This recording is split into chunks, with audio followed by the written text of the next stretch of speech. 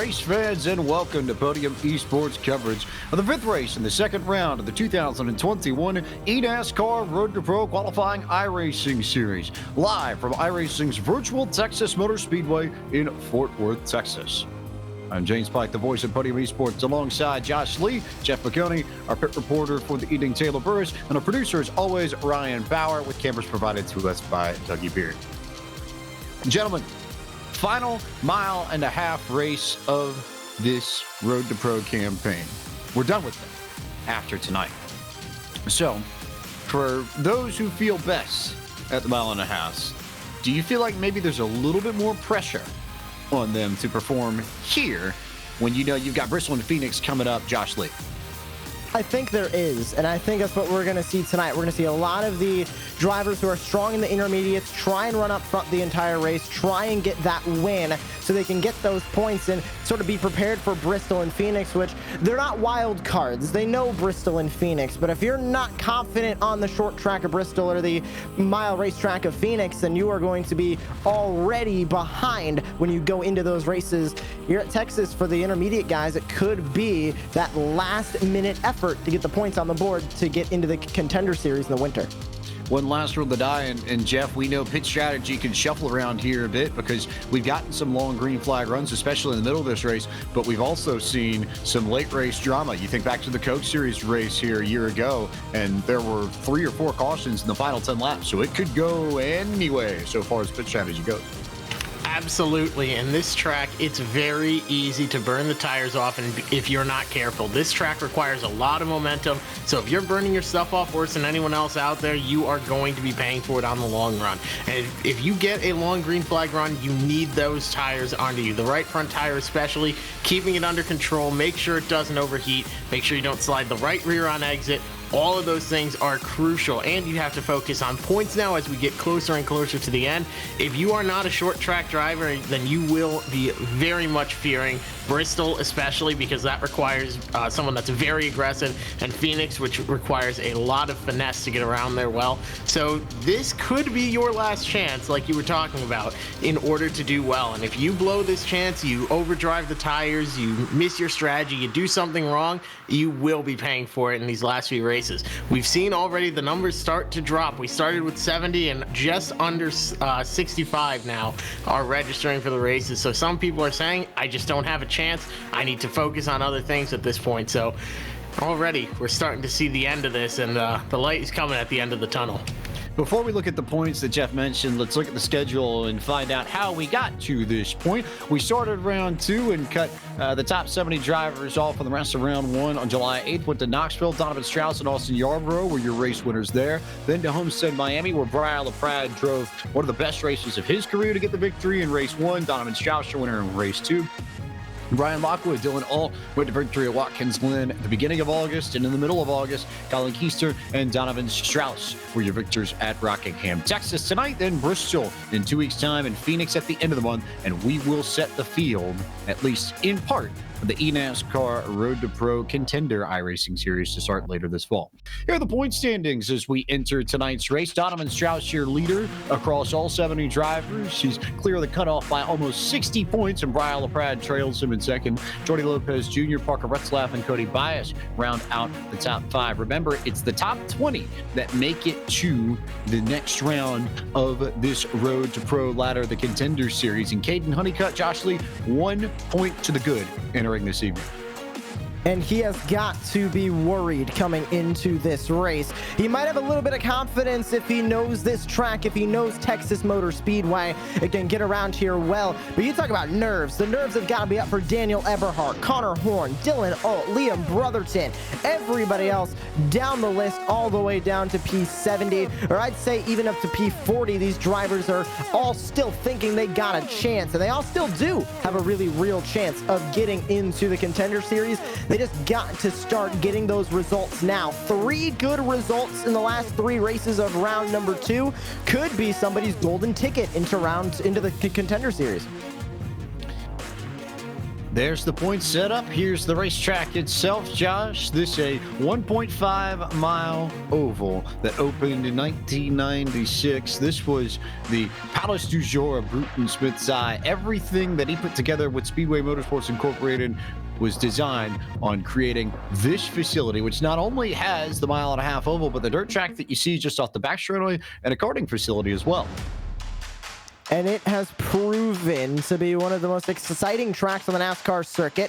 Recent changes, not only in the sim, but also in real life. They flattened the banking of turns 1 and 2, widened it out as well. So it's wider than turns 3 and 4, but also a bit flatter. And you can see reconfigured in 2017. They left turn 3 and 4 the same, and it just recently got updated in the sim a couple of years ago. So everybody has had a bit of time to get comfortable with this new Texas, and it is a bit different than the old Texas, especially down there in turns 1 and 2. But the strategy is the same. Just be consistent, don't wear out your tires, and try and get that track position.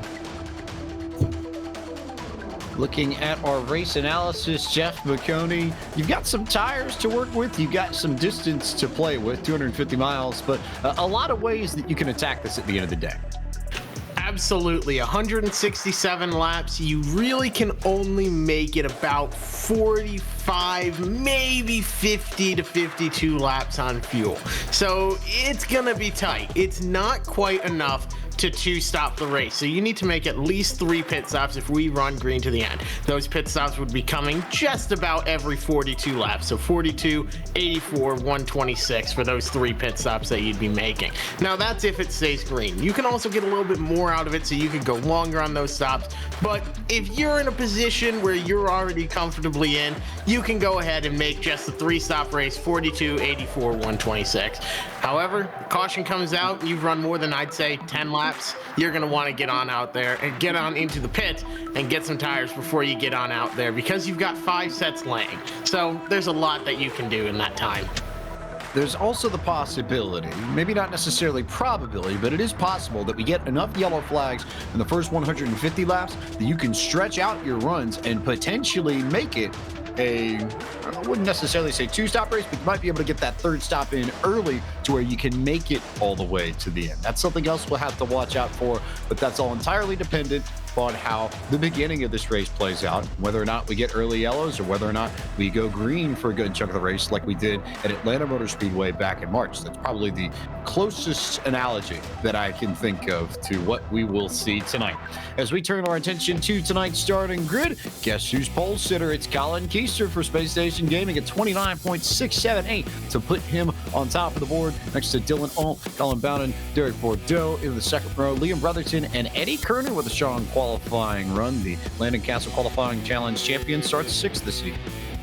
And back from there with Adam Gilliland sharing row 4 with Nicholas Shelton. Blake McCandless on the same row as Casey Tucker, rounding out that top 10. With Parker Retzlaff looking to get back to victory lane in Road to Pro, with Drew Farinage looking for some good results to his outside. Justin Bolton will start in 13th with Austin Yarborough starting on his outside. Justin Nassier, Dylan Jones in row 8, and Briar LaPrade and Patrick Moose rounding out row number 9. In row 10, it's Dalton Collins and Christian Peterson, CP in there, Mitchell Hunt, Brandon Cattell. In the 11th row, Frank DeAngelis and Ryan Hill, who will start from 24th. And back from there, Nicholas Moore, Spencer Burns going to share that 13th row. It's Tanner Love and Timu Toika on row 14. Michael Guerrilla looking to get back to the top step of eNASCAR alongside Nate Stewart, rounding out that top 30. And rounding out the entire field, it'll be Michael Frisch starting in P31. And 167 laps on the docket tonight. James, a hot racetrack. This is going to be interesting. 73 degrees Fahrenheit air temp, but 109 degrees Fahrenheit track temp. And I have a feeling that's not going to drop all that much. Winds headed to the south at 11 miles an hour. But the big thing, in sim date, August 7th, 2021. So about a month back, that first Saturday of August, right around 4 p.m. local time. It is hot underneath the Texas sun. These drivers are going to have to worry about a greasy, loose racetrack and trucks that will slide all over the place as these drivers try and jockey for position and work their way towards the front of the field. For our first batch of stories from pit road this evening, let's turn it down to our pit reporter, Taylor Burris. Biggest story coming in tonight is from the HPM camp, as we know currently Spencer Byrne is suffering from a sprained wrist after an injury he suffered while outside of the racing world. He's going to have to try to struggle with that all throughout tonight's race, but he'll still try to put on a good performance. The team is fortunate enough that they're feeling confident he will come out with a strong finish, but still, an injured wrist can cause some issues when driving.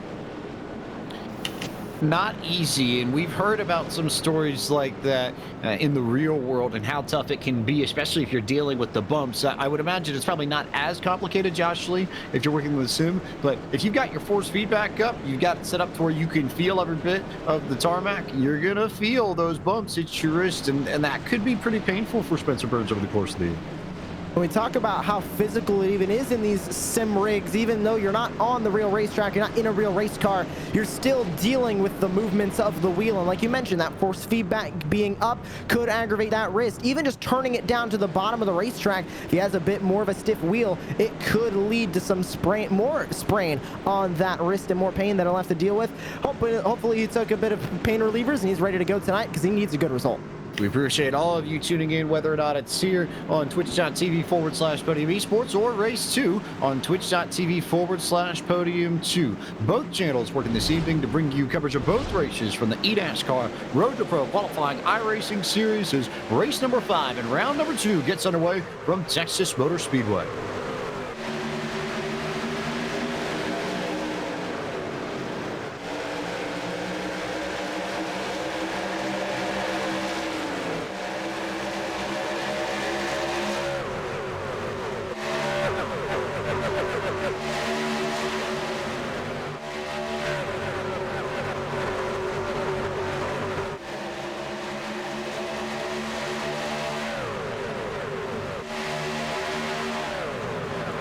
Space Station Gaming out in front 1 and 2 between Keystone Bowden, but Derek Bordeaux working in P3. And you see immediately everybody trying to fight their way to the bottom because Jeff McConey, it is so easy to burn up the right front on corner exit in turn 2 in particular. You wouldn't necessarily think it, but you look at the data and that corner in particular burns up the right front tire more than maybe any other corner we see on a mile and a half.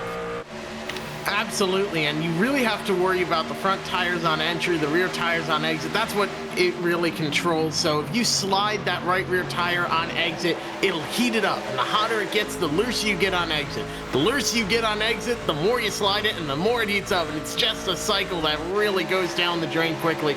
Then the right front tire, you drive it in hard, you increase the temperature inside of it, you increase the pressure therefore, and it just goes downhill quickly. So you drive it in too hard, you heat it up, it gets tight. It gets tight, you gotta drive it in harder. And it just keeps going and going and going, and it can really go downhill quickly from there.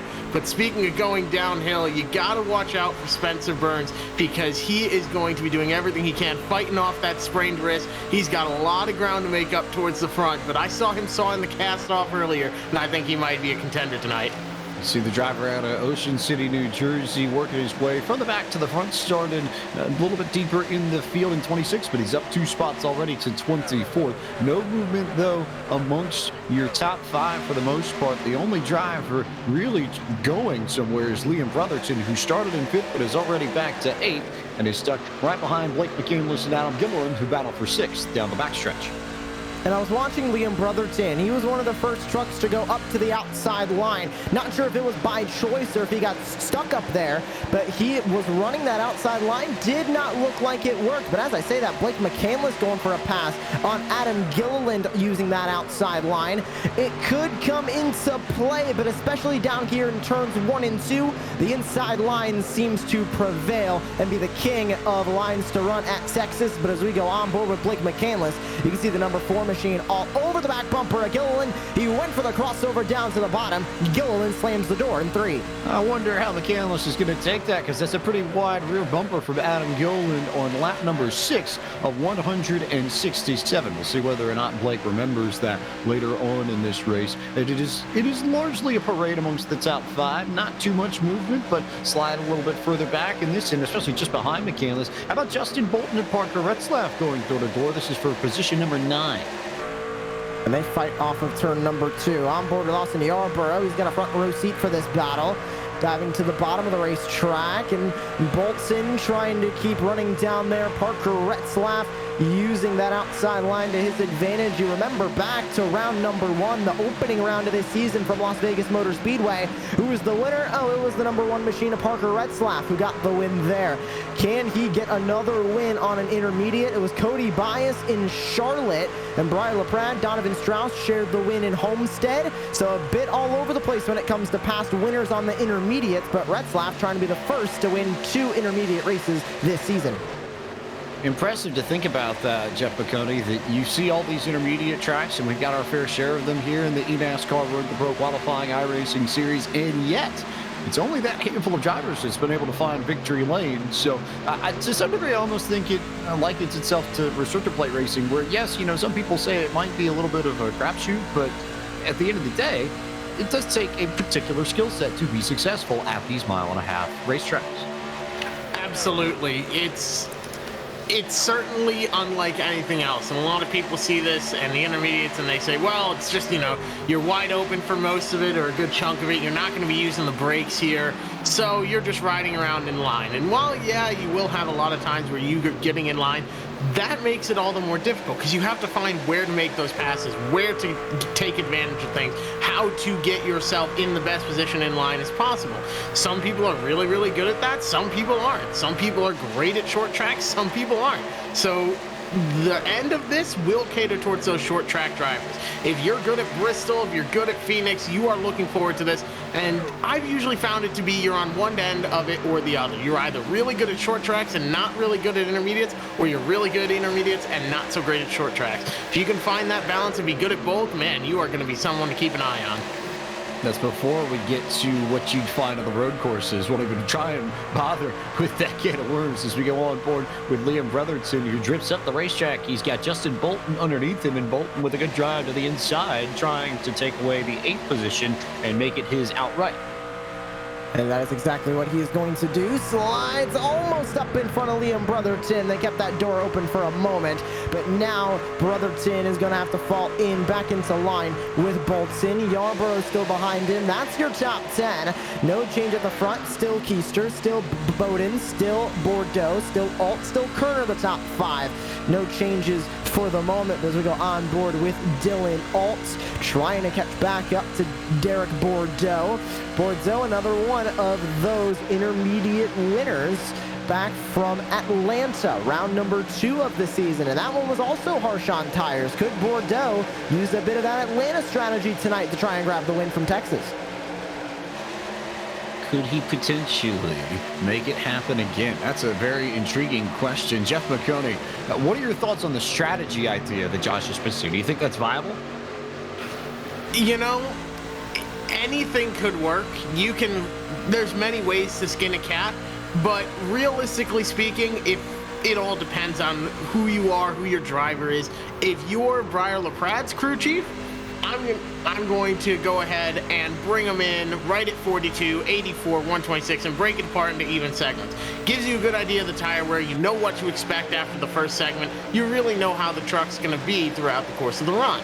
Now, if you are someone that needs to make something happen, you need a win, you have to have a good run tonight, you can be a little bit more aggressive. Now, take a look at someone like Parker Retzlaff, who's really not in too much danger. There's not quite the fire under him to perform yet, but still looking to have a good, solid performance. He's already starting a bit of a strategy call where he's starting to save fuel now, which means that he is going to try and extend it. He could be looking to make this a 2-stop race and cut an entire stop out.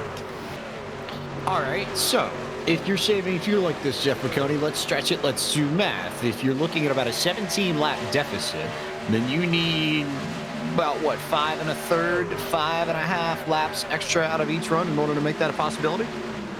Correct. So you are going to, if you're going to 2-stop it, you're going to want to pit at about lap 50, 55, 56, somewhere in there. So 55 on to 56.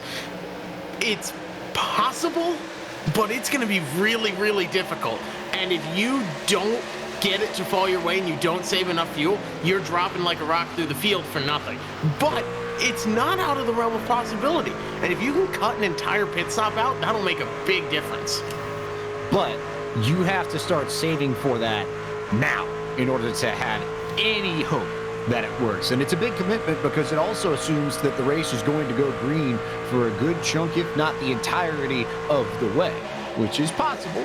Certainly, we've seen it before in the eNASCAR Road to Pro Qualifying iRacing series, but how much do you like that sort of bet, and you like what Retzlaff's doing, given the data that you got, given the way the series has panned out throughout 2021?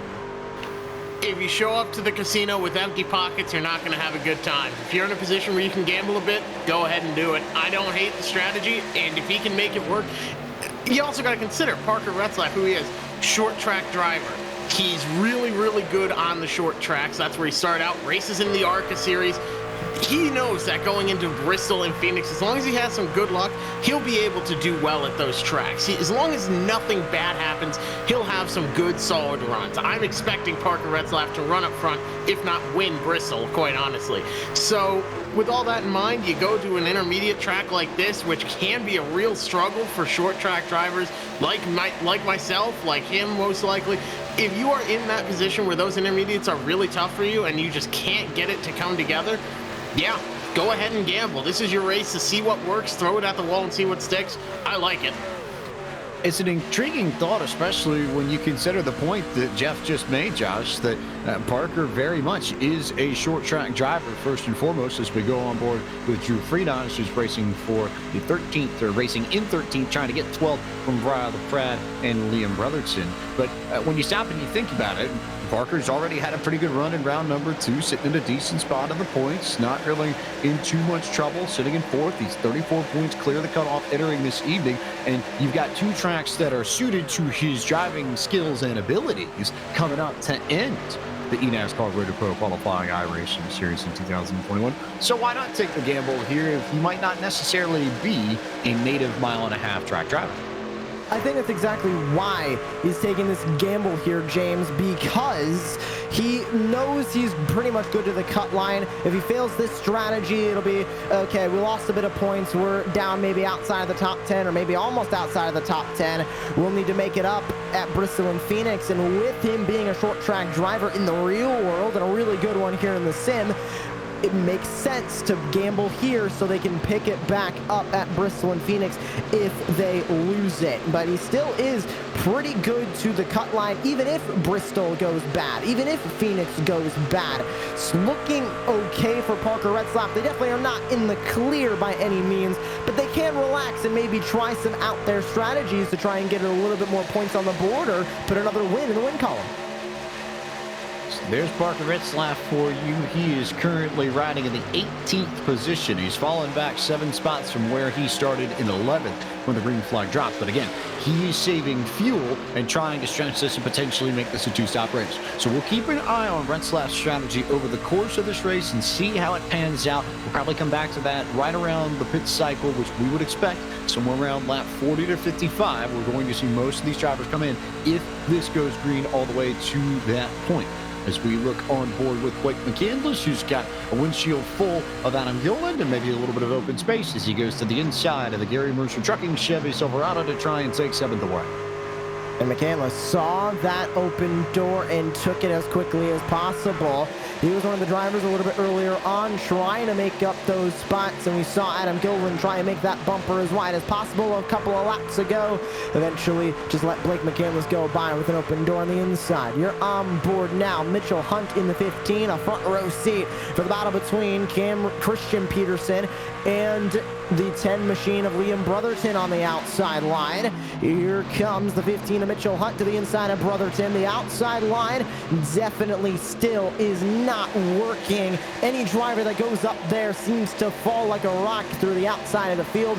Not sure if Brotherton is joining Parker Retzlaff in that fuel-saving strategy, but he is down 11 spots from where he started inside of the top 5 tonight.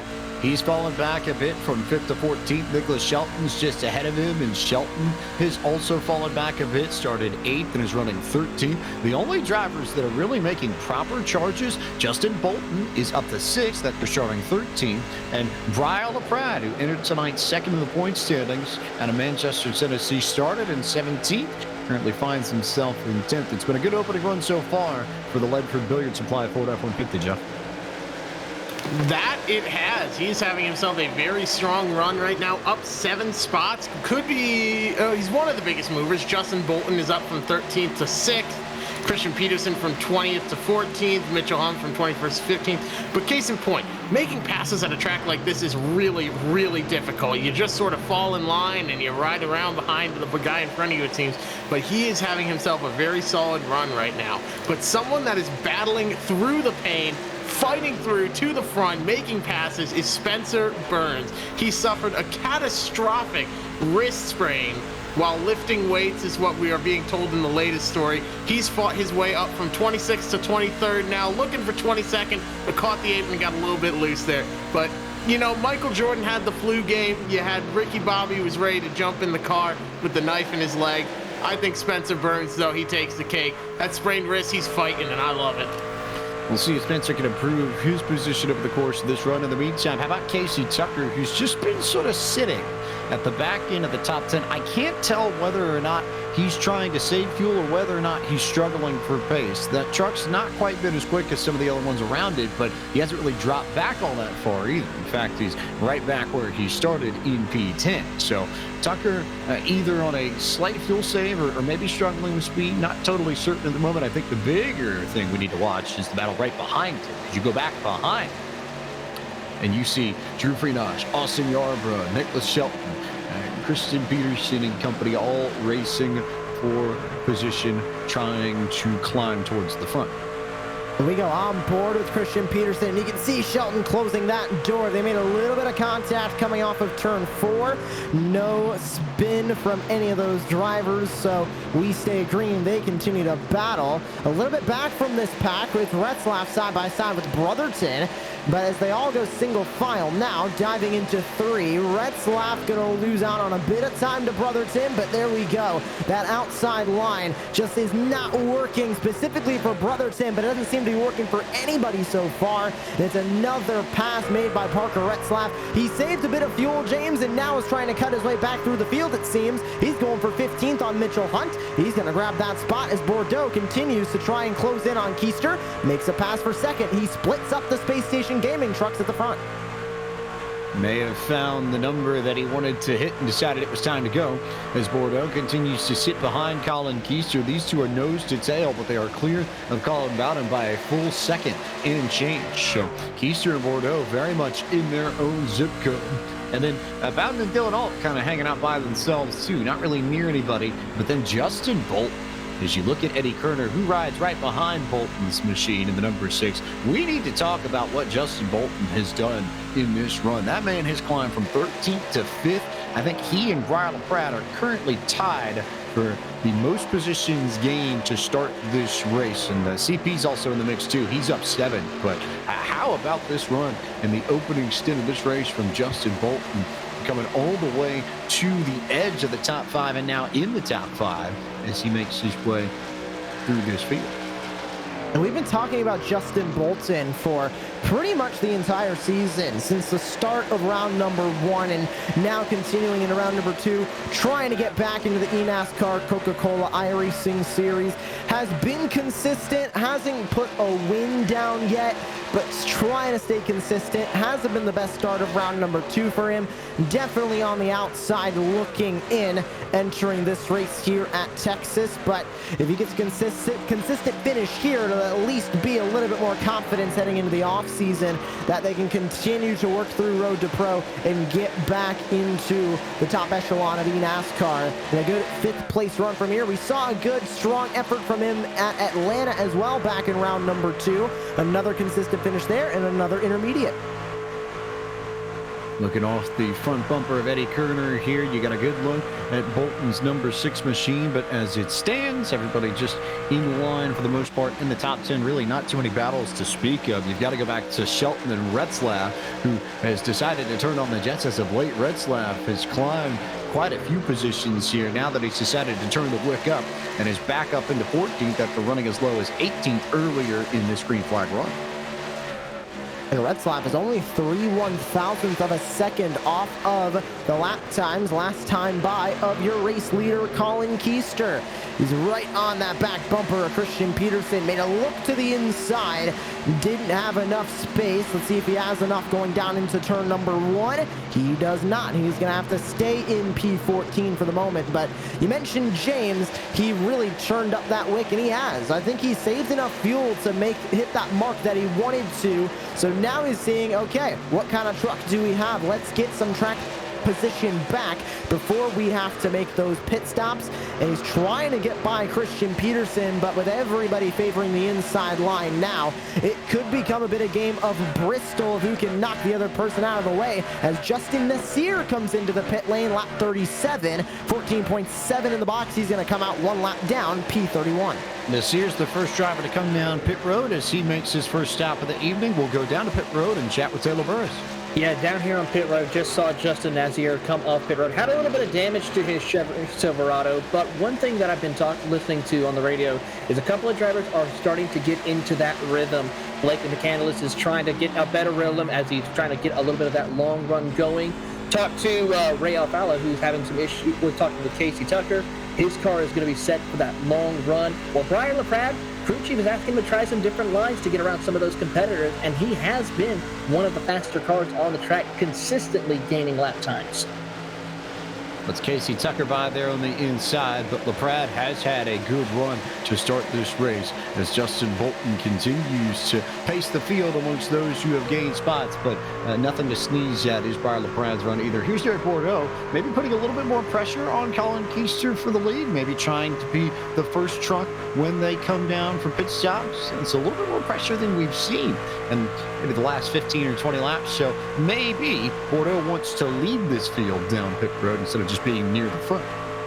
We talked about Bordeaux splitting up the Space Station Gaming cars that were at the front of the field. He did that a couple of laps ago. Now Dylan Alt is in between the Space Station Gaming sandwich as Colin Bowden goes down into P4. Still losing a bit of time is that number 10 machine as he tries to gain some more time back on Dylan Alt. But the battle for the lead definitely starting to heat up, and it looks like the same story that we had with the Parker Retzlaff versus Christian Peterson battle, which, by the way, Parker Retzlaff has won up to P13. Shelton also got by Peterson. He's down to P15, just trying to find an open door to get down there. Bordeaux finds it in 1. He sends it to the inside. Battle for the lead as they race through turn 2 at Texas. First time we've had a battle for the race lead all night long, and it won't be a long one at that. Keister's going to give up the spot. So Derek Bordeaux, new race leader in that 04 machine, up to P1 on lap number 41 of 167.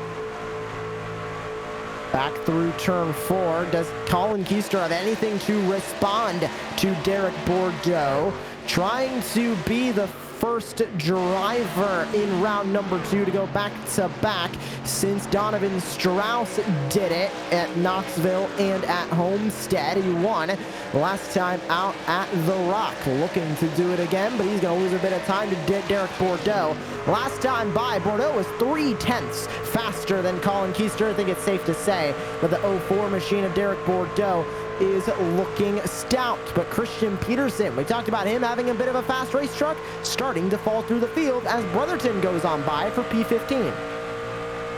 Christian Peterson really seems to be struggling here at the very end of this green flag run. We're starting to see drivers come down pit road. Taylor Burris, let's look at this first group here. Frank DeAngelis leading folks down pit road. Certainly is. Frank DeAngelis, Mitchell Hunt, Brandon Cattell, and so many more cars have come down pit road as they work their way around to get the tires on, as we keep an eye to see who will be the first one off the pit road. Also keep in mind as well, Cattell is one of those drivers who is not running with this team that he used to be with, as he's running the Rocket Racing setup. As they race off of pit road right now, Spencer Byrne looks like to be leading that. Frank DeAngelis still on the pit box as he comes out, as the number 16 will win that race off pit road with his first group. Now that will mean only one thing. Some of these other groups are realizing that they're going to be coming down pit road here within the next 2 or 3 laps. Let's see who decides to make the move next down pit road as the leaders come by turn 4. Don't really see too many drivers stopping at this stage. We see some drivers a little bit further back up on the fence. I think that was Liam Brotherton that I saw all the way up against the wall. And now he's got Austin Yarborough underneath him, but he was abnormally high on the racetrack. It just caught my eye for a brief second, and we'll turn now to this battle, which is for the 14th position. And Brotherton once again on that outside line. Look at the run from Christian Peterson. What a run from that Logitech G Altus Esports number 23 on the bottom line. Brotherton is not going to give it up, but we have drivers pitting again here on this lap as Retzlaff dives into pit lane and he locks it up coming in. He might have a speeding penalty. We'll have to update on that, but Retzlaff is in. More trucks following in. That's Tanner Love and Ryan Hill. We'll take a look at Retzlaff's entry to pit road and go back down to Taylor Burris for more.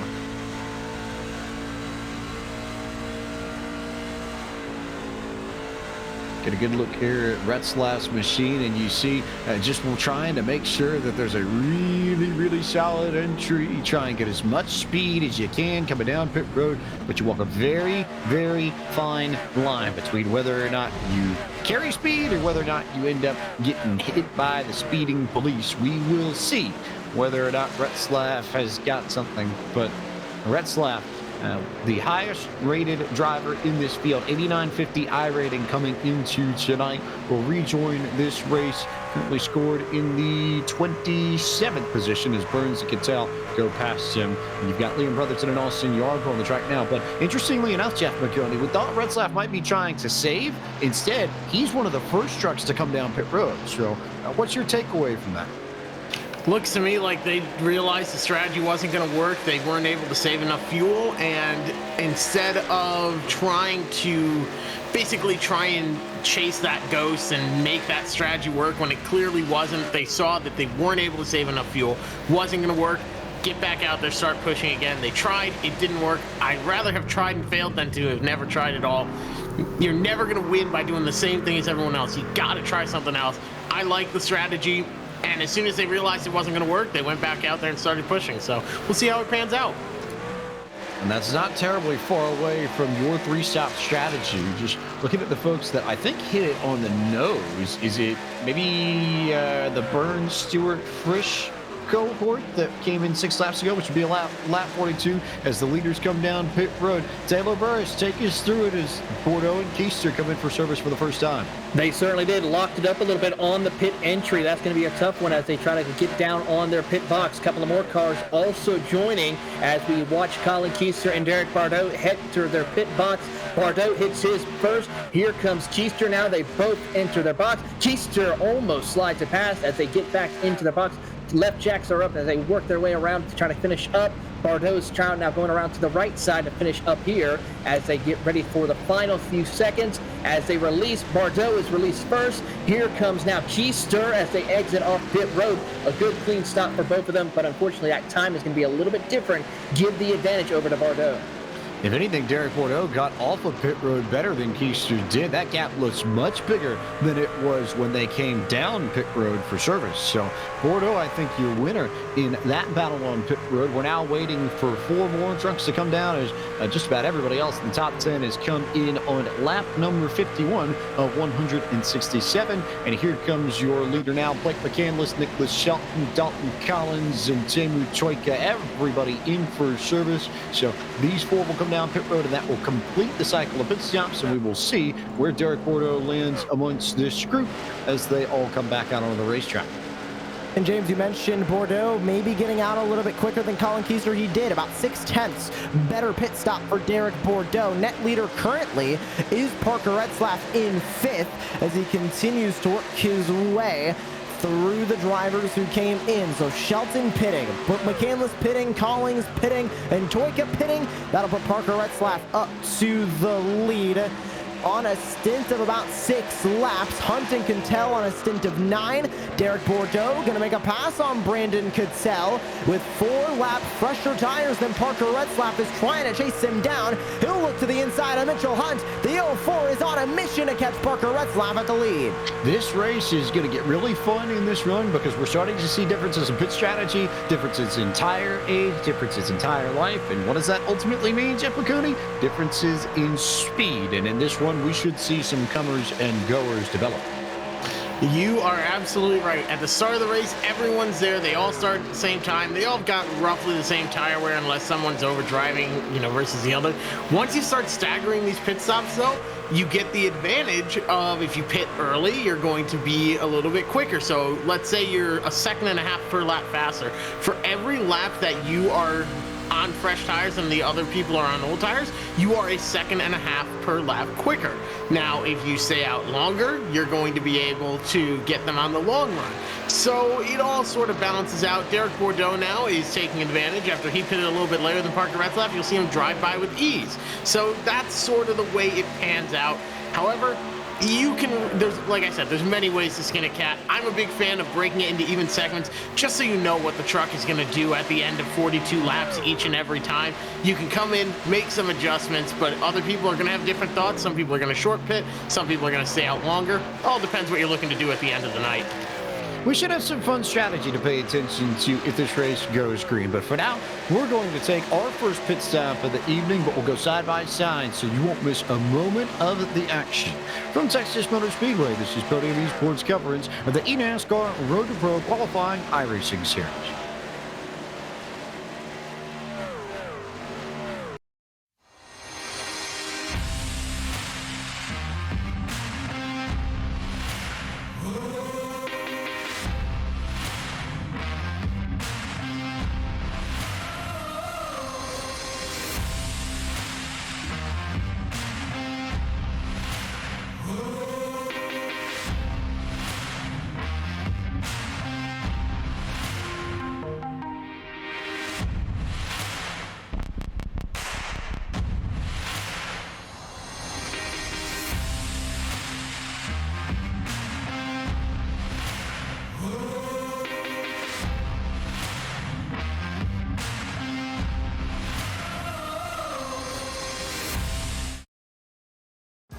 This is iRacing, the world's premier online racing game. iRacing puts you in the driver's seat to experience today's newest form of competitive motorsport, virtual racing, all from your home PC. Race virtually in endorsed series from NASCAR, IndyCar, IMSA, the World of Outlaws, Aussie Supercars, and more. Take on legendary circuits like Daytona, Silverstone, and the Nürburgring. Join iRacing's global online racing community and get on track today at iRacing.com.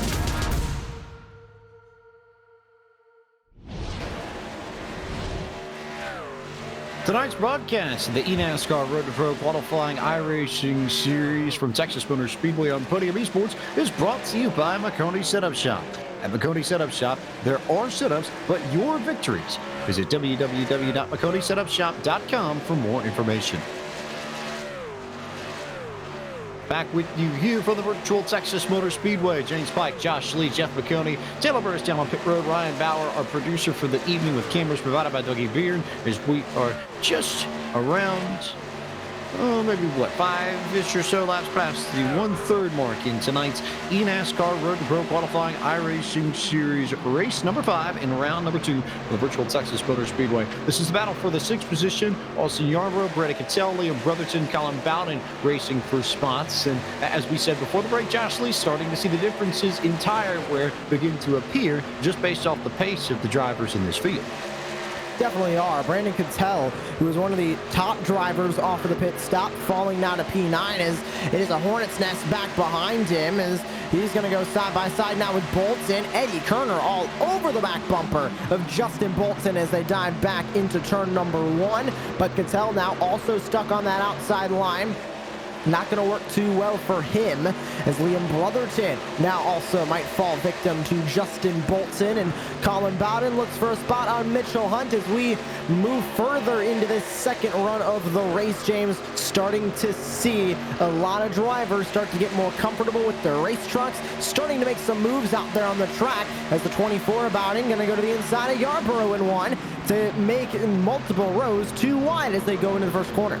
Important to note that Bowden and Bolton and Kerner were not the top 3 drivers coming in to this round of pit stops, but they pitted later than anybody else outside of McCandless and Shelton and company. But of the drivers near the front of this field, they've got the freshest rubber, as there was contact there. I think Bolton might have gotten into Yarborough just a hair on corner exit, but Yarborough stepped up the racetrack. It opened up the opportunity for Bolton to go underneath them, as did Kerner and Adam Gilliland, now looking for that 8th position as they go through 1 and 2. Everybody now slicing and dicing for positions on the racetrack. Nearing in on 100 laps to go. Still a long way left, but they are 3 wide all around. Spencer Burns in the middle. It was Cattell on the outside, Tucker on the inside. Now coming up to join the fight is Blake McCandless, Patrick Moose. McCandless going to reach a wall between Brandon Cattell and Spencer Burns. Nowhere for him to go. He looks to the outside, but he will get his gift as Cattell moves to the bottom. McCandless going to use that outside line to his advantage as both the drivers on the inside lose a bit of time. McCandless gets on by for 14th. Now Patrick Moose going to go to the outside of Spencer Burns, looking for 15th as well on Brandon Cattell. I'm going to put that run from Blake McCandless on a poster, Jeff McConey, and say, what can fresh tires do for you? How about that? Past 3, maybe 4 chunks on the outside within the span of a lap, and now Blake McCandless is up to 13th. Absolutely, and I just want to know when we're going to get the album, The Sounds of James Pike, and it's just nothing but the pitch changes and everything else throughout this Road to Pro series. So that was a very close call, the biggest moment of excitement so far in this race coming when James' voice went up an octave. But right now, Briar LaPrade up towards the front is the first battleground. He's got Colin Bowden that just went around him, Justin Bolton now working around. So maybe some adjustments that went awry for Briar LaPrade. You can bring these trucks in. When you're in a position like him, you're second in points, you're very solidly, not guaranteed to be in, but you've got a really good chance of it. You might as well make some adjustments, take a shot and see what works. Looks like whatever Briar LaPrade and his team didn't quite pan out on the truck, as he's now falling back a little bit. Now Justin Bolton's gotten around Eddie Kerner there.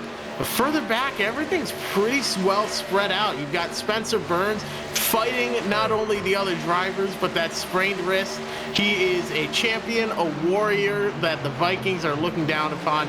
That Nordic heritage of his that I'm sure he has, the Viking blood pulsating through him as he's fighting off this sprained wrist and working his way up through the field. As he goes through the field, we'll go back to one of the other drivers that we just talked about with the fresh rubber who's making a charge, Blake McCandless, because Taylor Burris is a little bit more of the motorsports racing driver. Yeah, sitting here listening all over the radio, Blake is now struggling a little bit with this evening out of the tires right now. He feels like he should have put it a little bit later to try to be at the same level as what some of these other drivers have been doing. He's struggling for grip right now in this set of runs, so maybe a little something different with the tire pressure settings that he might have added during this run could be affecting him as he's trying to hold on to that 12th position currently, keeping up pace with Christian Peterson and Casey Tucker. He's got 4 lap fresher tires than CP. You would figure at some point he's going to try and make the move, but it may come here as he goes to the inside of Christian Peterson's Logitech G Altus eSports machine in 1 and 2. Down to the bottom he goes, and in front of Christian Peterson is Blake McCandless, now up to 11th. Casey Tucker is next up the road, maybe about a 10th or so up on McCandless as you look off of the roof from CP and see the battle that Tucker is fighting as Austin Yarborough continues to run up on the high lane. I have a feeling that based off of the trouble he's had, at least in the beginning of the second green flag run, Josh Lee, that Yarborough's changes that they made on that pit stop have not been to the liking of the Elliott Sadler eSports driver.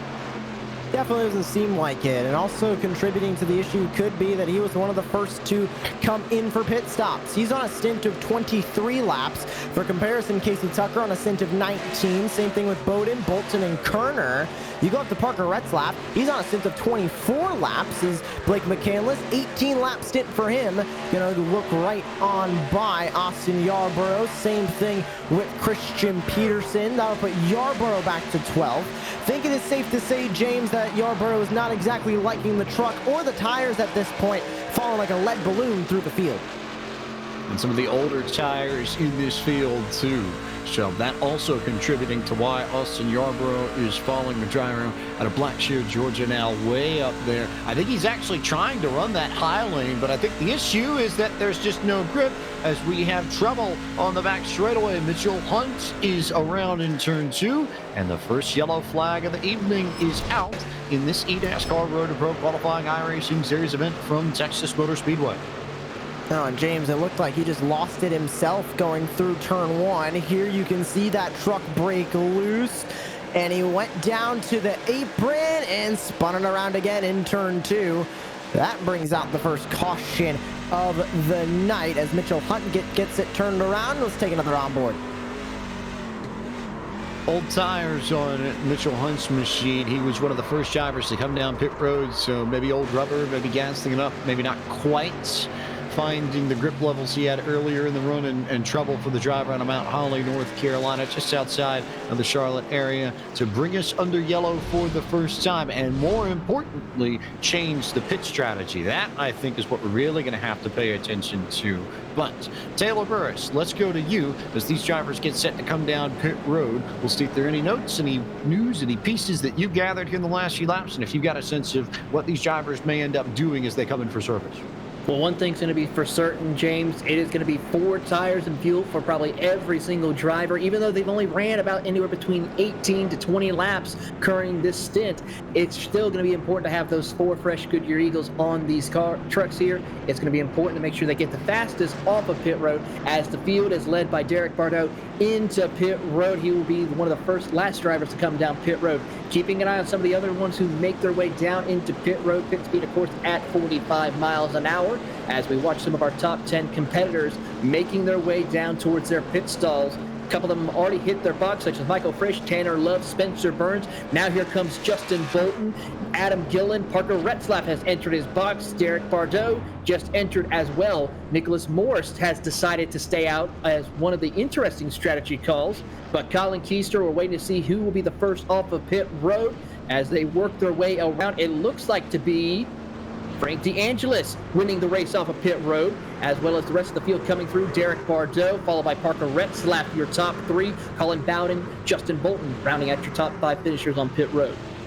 I'm going to assume that since he didn't hit his box, that DeAngelis might have missed his stall, and that Bordeaux is your likely winner off of pit road as he comes down and beats everybody else off for service. But Nick Morris stays out. Indeed, the drive for Amuka High Performance Motorsports, competing in what will be his final season in pro-level sim racing. He announced that earlier over the course of the summer. But Morris is going to stay out and try and take advantage of the track position. But Jeff McConey, how does this shuffle around the strategy? How does this change the way we're looking at the race from that perspective? Well, you've got 93 laps left in the race. That's the perfect amount for one more pit stop. So you're going to go about 47 laps from here, which will put you right after we take the green flag. Yeah, let's call it 45 laps. Take the green flag here at about 76, 77. So that would be about lap 122, I think, if my math is correct, about lap 122, which puts you just about on pace for where we would plan to make your stops originally. So it doesn't really throw the strategies off too much. I think it's really going to help the people that sort of went the wrong way on adjustments. Austin Yarborough, Brian LaPrade, those drivers that we were talking about where it just seemed they were falling like a rock, could not get anything to work. If you went the wrong way on your adjustments on the first stop, this is your chance to fix it. If you went the right way on your adjustments on the last stop, this is a great opportunity to continue down that path and continue to make more adjustments that help the truck. So all in all, I think this caution will definitely help people if they are able to capitalize on it. You have to have a good crew chief up on the box that knows what to do in these situations. But if you've got faith in your crew chief, you've made it here to round 2, you can take full advantage of this and make it work to your advantage. That weird sort of stretch from lap 150 to lap 167, those 20 laps that we weren't quite certain about how they were going to factor into pit strategy, well, now we know, because that's about what we ran. If anything, a little bit more than that, maybe about 25 laps or so on average for this field so far as the stints go from the most recent pit stops before the yellow flag came out. So now, as Jeff said, yeah, it'll be about, just off of my math very quickly, probably 46 or 47 laps on 2 green flag runs if we go green the rest of the way in order to close this race out. As these drivers get lined up for the restart, we'll remind you of some of the upcoming events in the world of Podium Esports. And it continues on Sunday evening. We've got the SimMax Cup Series powered by MPI from Sonoma. That broadcast will come your way on the Podium Esports Twitch channel at 9:15 p.m. this Sunday, September 5th. And then the Podium Esports Retro 500, taking the Ford Thunderbird and Chevrolet Monte Carlo to Darlington. 367 laps, 500 miles in the heat of the sun. 40 drivers have qualified through one of 4 qualifying races to have their chance at glory, bragging rights, and a $500 prize going to the winner. That broadcast will start at 6 p.m. Eastern on September 6th, this upcoming Labor Day, Monday evening, and you'll see that all on the Podium Esports Twitch channel. Operation eMotorsport heads to Road Atlanta Tuesday night, September 7th. That broadcast starts at 8 p.m. on the Otmo YouTube channel. And then next weekend, it's the MSRA Premier Series Round of 16, race number 2 from Richmond Raceway, September 11th, Saturday, 8 p.m. Eastern on the Podium 2 Twitch channel, as well as the Podium Facebook and YouTube and Twitter pages. And then 2 more pro races in 2 weeks' time. It's the eNASCAR Coca-Cola iRacing Series playoffs continuing from Bristol, Tuesday, September 14th. Pre-race at 8:30 on the iRacing Twitch. And then we're back with the eNASCAR Road to Pro qualifying iRacing Series from Bristol that Thursday on the Podium Esports and at Podium 2 Twitch channel. You've got James Pike, Josh Lee, Jeff McCody, Taylor Burris, Ryan Bauer bringing you all the action for the virtual Texas Motor Speedway. We will go back to green flag on lap 77 of 167 and a good restart for Bordeaux. He will jump ahead and get down in front of Retzlaff as they fan back into turn 1.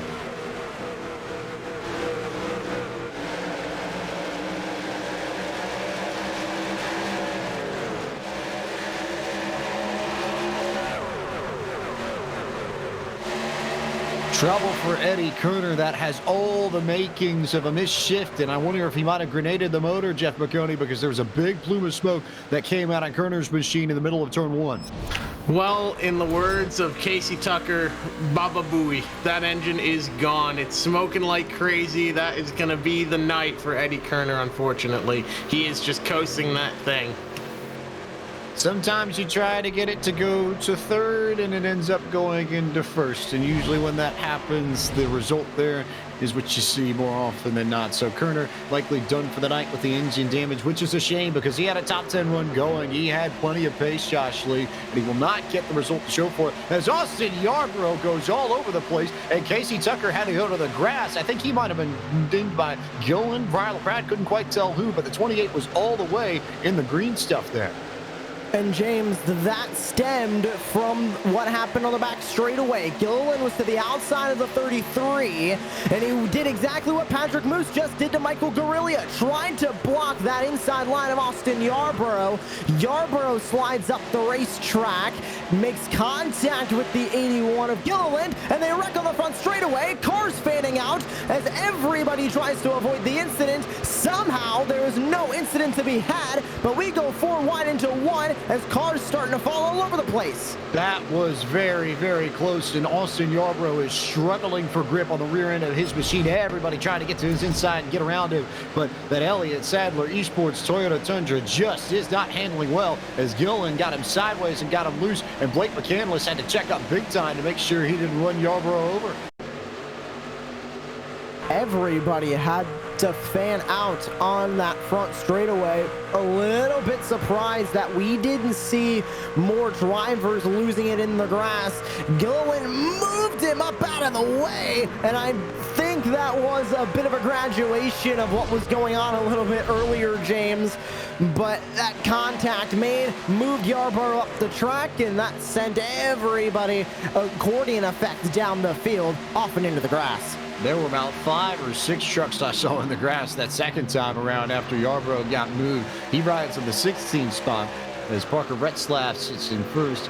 The other 2 of note in that, McCandless is just ahead of Yarborough in 15, and then Gillen running in the 7th spot, albeit with damage to the right front after the contact with Yarborough's Toyota Tundra. So we'll watch and see how that develops as this race progresses. But in the meantime, Parker Retzlaff in control of this race. Pit strategies worked out pretty well for him, Jeff McConey.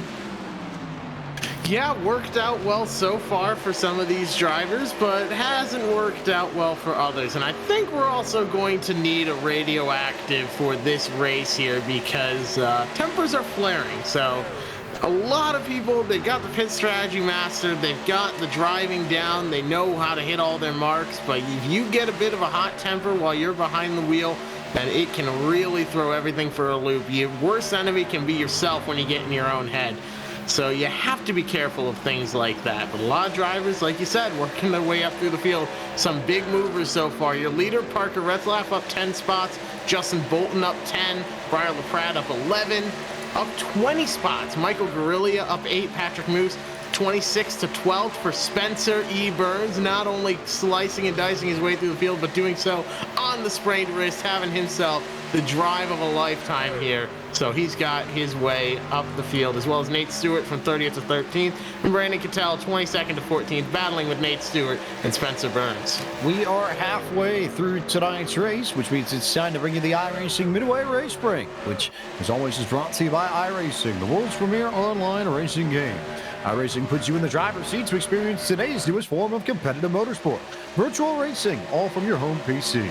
Race virtually in Australian supercars, IndyCar, IMSA, NASCAR, the world of outlaws, and more. Parker Retzlaff, your leader after 85 laps complete, just ahead of Derek Bordeaux and Justin Bolton. Colin Keister holds the 4th position, and 5th belongs to Colin Bowden. Brian LaPrade runs in the 6th position at this time. 7th belongs to Adam Gillen, who's right where he started. 8th on the racetrack is where you'll find Casey Tucker. Michael Guerrilla trails him in the 9th spot. And last man in the top 10 running P10 is Patrick Moose. Liam Brotherton with a bit of an up and down race from Texas sits in 11th. Spencer Burns, like McConey just mentioned, racing on a sprained wrist, sits in P12. Brandon Cattell, P13. Blake McCandless, P14, with Nate Stewart sitting in 15th. Battle for 16th. Shelton going to get it for the moment as Yarborough continues to fight on the outside. Now in P17, P18, Christian Peterson going to join that fight with Michael Frisch and Mitchell Hunt watching off, rounding out your top 20. Tanner Love right now sits 21st, up 6 spots. Dalton Collins down 3 in 22nd. Dylan Alt has lost 21 spots all the way back in 23rd. Nicholas Morris in 24th. Ryan Hill 25th. Drew Farinaj in 26th, now 27th as Dylan C. Jones gets around him for that spot. Frank DeAngelis 28th. Team Toyka 29th. Justin Nasir in 30th. And rounding out your field, Eddie Kerner in 31st with that money shift blown engine. And Kerner has pulled it behind the wall and disconnected from the racer. Kerner is the first official retiree of the evening and will finish 31st this evening. And that concludes tonight's iRacing Midway Race Break. With over 170,000 drivers on the service and over 90 laser scan tracks and cars to choose from, iRacing is your portal to the racing world, and you can get on track today at iRacing.com. And as we run through all this, we remind you that if you are interested in partnering with Podium Esports, we have space available for you. Podium Esports is a plan for every budget and can custom tailor solutions to suit your needs best. For more information on the wide variety of partnership possibilities, send an email to admin@podiumesports.com. Now, usually when we do the Midway Race Break, worth making note of some of the content that we are going to see in the upcoming build or what's just been released in a new build. We've got a build coming here on the horizon just within the next week or so. And 2 pieces that I wouldn't necessarily think you put together, but the 2 that I've seen that have caught my eye the most on approach of the September build release. Hickory Motor Speedway, long-time short track, one of the oldest short tracks in the Southeast. It's been continuously running, the birthplace of the NASCAR stars and home most famously to the Solid Rock Carriers Car Store. And the new Porsche 911 992 Carrera Cup machine that just debuted earlier this year across the world, coming to iRacing in a matter of, 6 months after it dropped on the various Carrera Cup series across the world. So, Jeff McConey, we could be in for some fun both on the oval and the roadside coming up. Absolutely. iRacing constantly is giving us great new content. The team works really hard behind the scenes to make sure that everything is up to snuff and ready to go as soon as possible. They do a fantastic job with it. Another thing that's going to be coming down the pipeline here soon, and possibly even during Road to Pro, is an update to the suspension of the trucks and Xfinity cars, and that's really going to throw a wrench in the plans of these drivers. And one could make the argument that really creating a new suspension update in the middle of the season is going to really throw these drivers for a loop and is going to completely change everything on it. The suspension is really important in these trucks. It controls how it rides. You need to get that front end low and sealed to the track and make sure that you're not bouncing the splitter on the track or anything like that. All of that is really, really important. And to throw a suspension update that will change how these things are built throughout the year is going to really change how these drivers approach it. So they're going to have that obstacle to overcome. It's going to be very difficult for them to figure it out. It's going to require a lot of extra testing.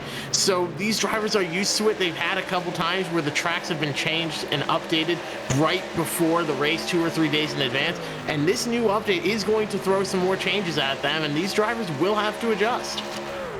As we watch Derek Bordeaux go to the race lead, you can head to iRacing's YouTube channel and you can look at some of the season spotlight videos that the team has put together. Greg West, Alex Horn, Cisco Scaramouche, and company, making sure that everybody is up to date and has some video content to find out what we are going to see when the new build drops here within the next week or two. As we go on board with Patrick Moose out of Edmond, Oklahoma. Moose running about as high as he has all night long, up at the 10th position, trying to run down Michael Guerrilla and get 9th. And as he does so, we saw the pass be made with Derek Bordeaux to the lead. But something that also happened, James, Justin Bolton able to get by Parker Retzlaff, put Retzlaff down to 3rd. He might be put down to 4th now as Colin Keister goes for the 3rd spot down on the bottom of the racetrack, trying to put Space Station Gaming 2 cars into the top 3. And as they work their way back through the corner, you're on board now with Colin Bowden running right behind his teammate as Retzlaff tries to fend him off. As these three run in a line, let's go back further in the field to Dalton Collins, where Taylor Burris has an update on Collins and how the night is going for that Chevy Silverado. Spoke with the spotter of that driver of the 95 of Dalton Collins, Curtis Sawyer. Had a little issue with the car getting a little bit tight in the start of that run, but they made some adjustments thanks to their crew chief of Victor Williams to help them get the car a little bit looser to help settle into pace. That's going to be the biggest thing. As for Briar LaPrade, another driver, they're starting to lose pace on that top 5. The crew chief mentioned that they just need to settle in, focus on their race. They will catch them up towards the end of this run, so keep an eye on Briar LaPrade. This feels like a very Scott Dixon-esque run for Briar LaPrade tonight, where I don't think he'd even be the first to say that he's got the most speed in this field, but even still, he's right on the edge of a top 5. And you think of how Dixon has won so many IndyCar titles, he's done it by making sure that his bad days are still pretty solid days by everybody else's standards. Scott might see his bad day, but he'll come home with a 3rd place finish, a 4th place finish, a 5th place finish. And when your bad days are like that, if your good days are victories and your bad days are still top 5s, more often than not, you're going to outpoint most of the people in the field. It's exactly what Briar LaPrade has made a habit of, especially in the 2nd round of the eNASCAR Road to Pro qualifying iRacing series, and maybe not a shot that he entered this evening 2nd in the point standings overall. Here's a good battle for P7 as you see Patrick Moose, who continues to climb up the border and up the pylon. You've got him, Adam Gilliland, Michael Guerrilla, and Casey Tucker all within purview and all within maybe, call it what, half a second of one another, Jeff McCovey? Yeah, once you're sort of within about 7/10 or so, maybe half a second, you can start to draft up to other people around you. So that can make a difference, but right now, the most important thing I'd say is taking care of your tires, staying in this draft, and you're preparing for that pit stop that's going to be coming up here shortly in about 20 laps or so. Good look here at the battle from Michael Guerrilla's perspective, and now back towards that front 4 as they continue to shuffle around the racetrack. And not really much to be said, I think, at this stage as you look back off the rear deck lid of Casey Tucker trying to hang onto the spot. Michael Guerrilla trying to find a way underneath Tucker, who's been riding in about 7th or 8th. Maybe this whole race, Jeff McCovey, it really feels like Tucker's been right around that ballpark for all of the 100 laps we've run so far. Yeah, he's been having himself a really good night. A lot of people like him are just sort of riding around with this strategy. Casey Tucker doesn't need to do anything crazy here.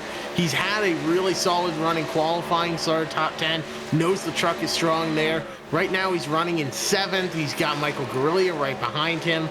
So you just sort of at this point settle in. When you're running, if you're in the top 10, even top 15 right now, I'd say my advice would be settle in, ride around, tell me what the truck's doing if I'm up on the box. Tell me what the truck's doing, tell me what you want, what you need, and you'll be able to go well from there. I was thinking about making and breaking out into song there, but I thought better of it. Maybe a little bit later here as we get closer to the end if I really go crazy with all these green flag laps.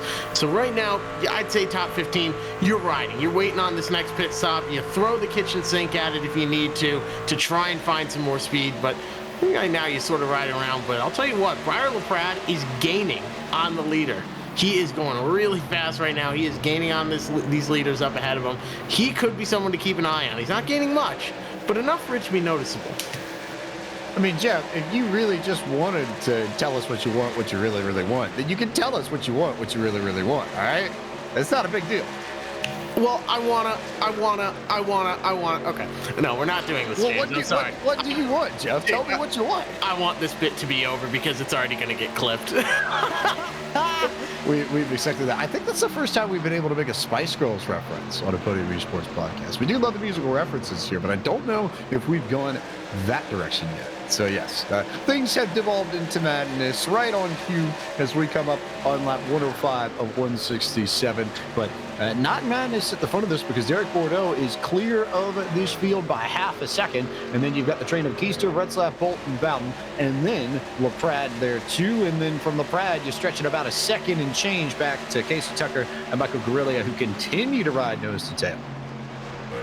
You know, now that I think about it as well, we've done a lot of different songs on Beat Saber here on Podium After Dark. We've done ABBA, we've done J-pop, we've done all different kinds, but we've never done Spice Girls. I can confirm that. About to say, speaking of ABBA, brand new album coming out with 2 singles that got announced today. So anybody wanted your musical updates and your news, by all means, come on over to a Podium Esports stream anytime, and we'll set you up.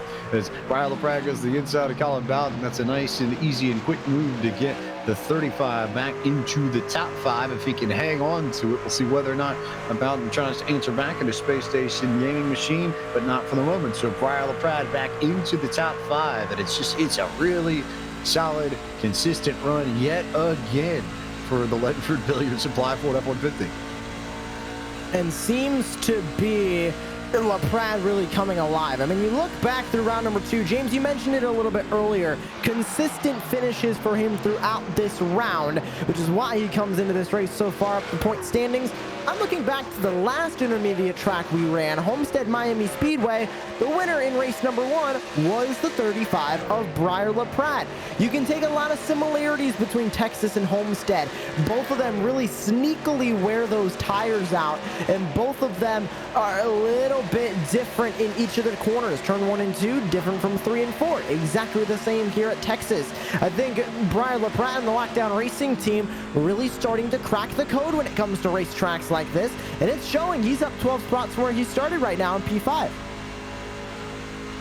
LaPrade just chipping away, another solid run. Here's Guerrilla still trying to figure out how to get around Casey Tucker. It's been a puzzle he's been trying to solve for about the past 10-15 laps, but there just hasn't been any room. And although I would suspect that Guerrilla is probably just a tick faster than Tucker, he's not so much faster that he can find a way to get underneath or outside or some form of side-by-side with Tucker's Blaster Ford F-150, and they're just sort of stuck in this spot as they continue to roll through turn 2 onto the backstretch.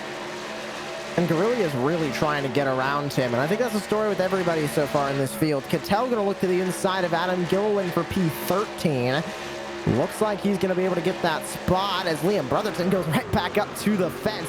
I was wondering if Brotherton was stuck up there a little bit earlier on in this race. Now I think it's a strategy call. He's been running the outside line for the majority of this race.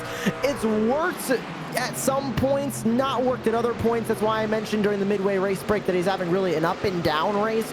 And truly, up and down. Highest place 5th, lowest place 29th. So he's going up, going back down, then working his way back up, then going right back down. Then seems like that outside line just depends on who you're racing. It could come in handy. Looks like it is for Liam Brotherton as he at least stays even with Adam Gilliland as Gilliland gets sideways coming off of turn 4. Give that spot P14 to Liam Brotherton. Makes the pass easy as we will turn our attention to another break, but again, go side by side so you all won't miss any of the action.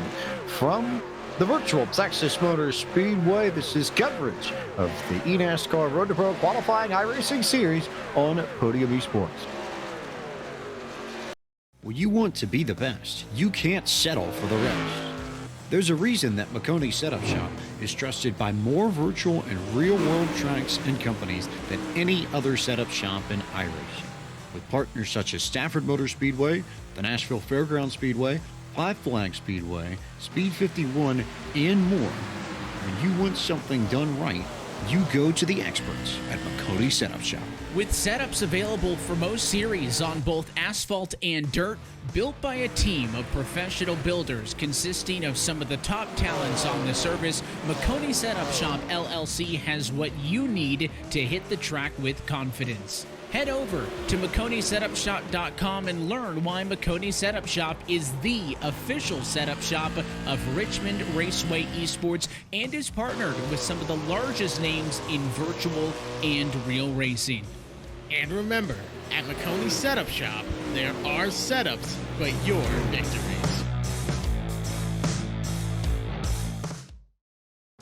This is iRacing, the world's premier online racing game.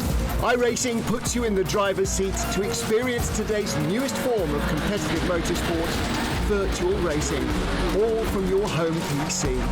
Race virtually in endorsed series from NASCAR, IndyCar, IMSA, the World of Outlaws, Aussie Supercars, and more. Take on legendary circuits like Daytona, Silverstone, and the Nürburgring. Join iRacing's global online racing community and get on track today at iRacing.com.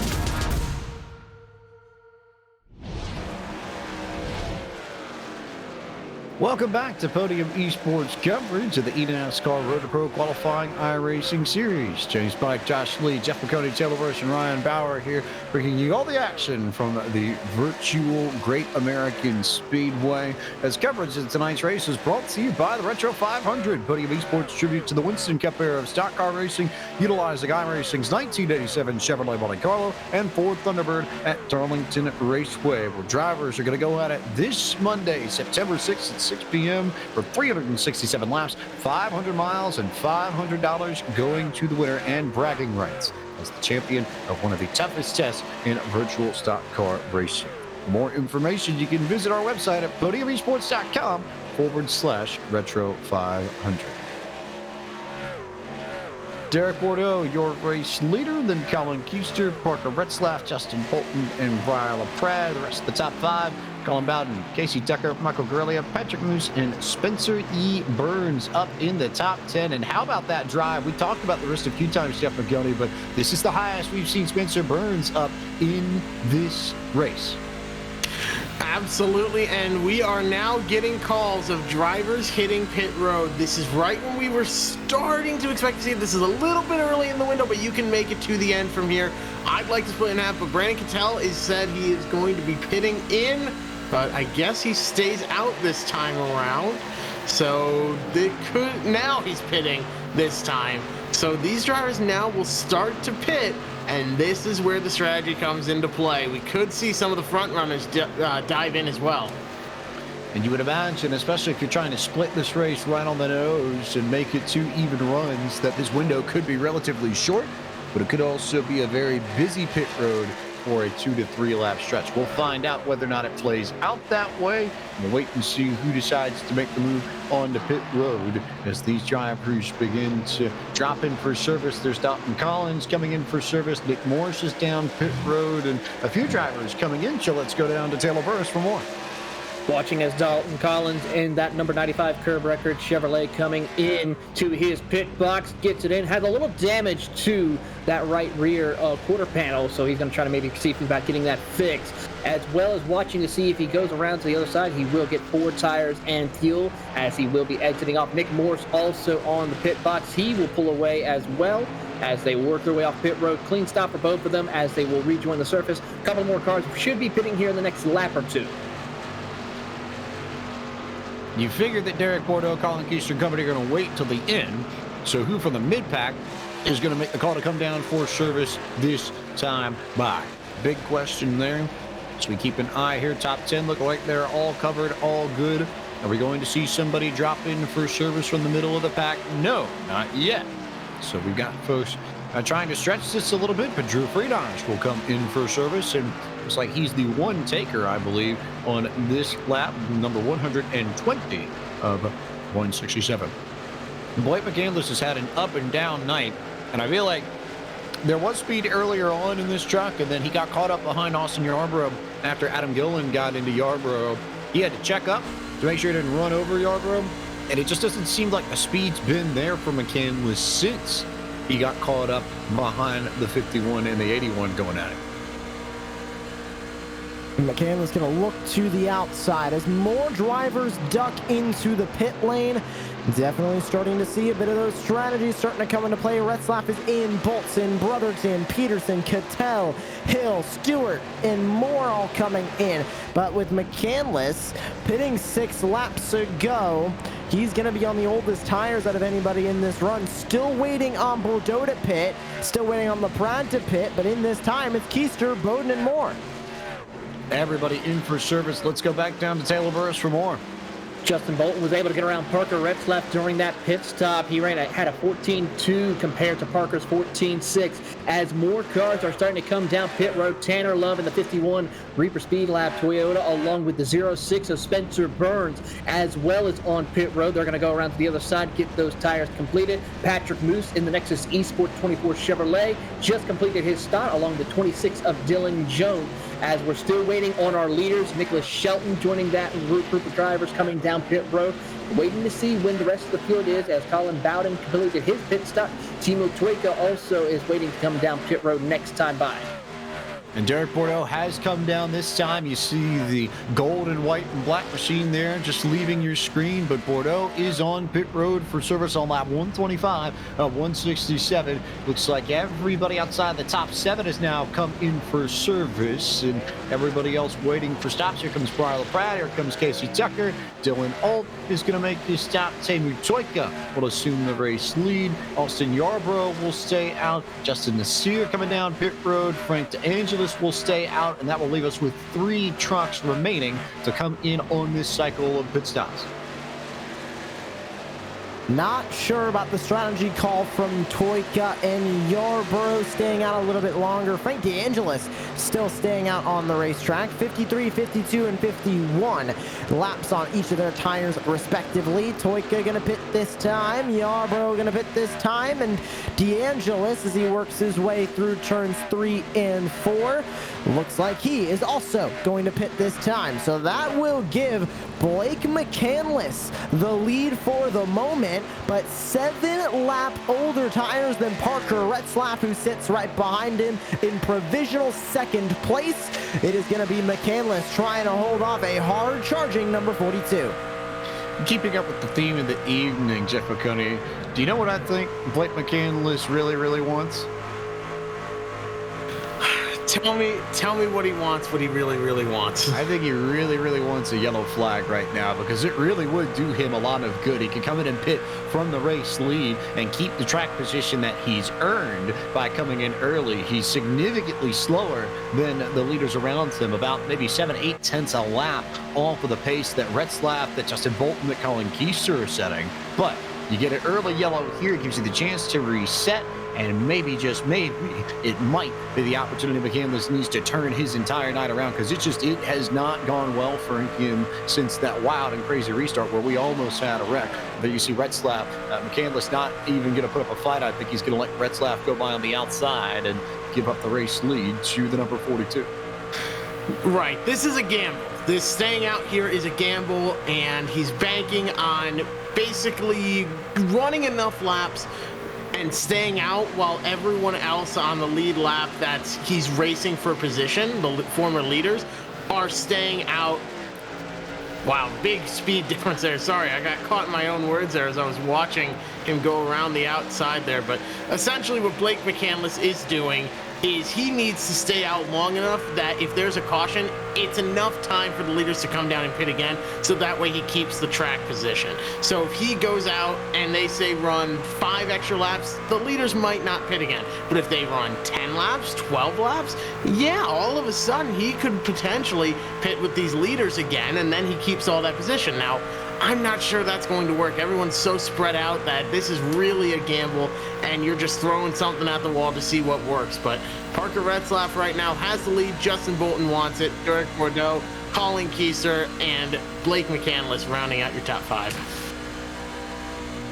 So I suppose then that Blake McCandless would like for the field to keep zig-a-zigging for maybe the next 10 to 15 laps. Whether or not they actually do, we'll just have to wait and see.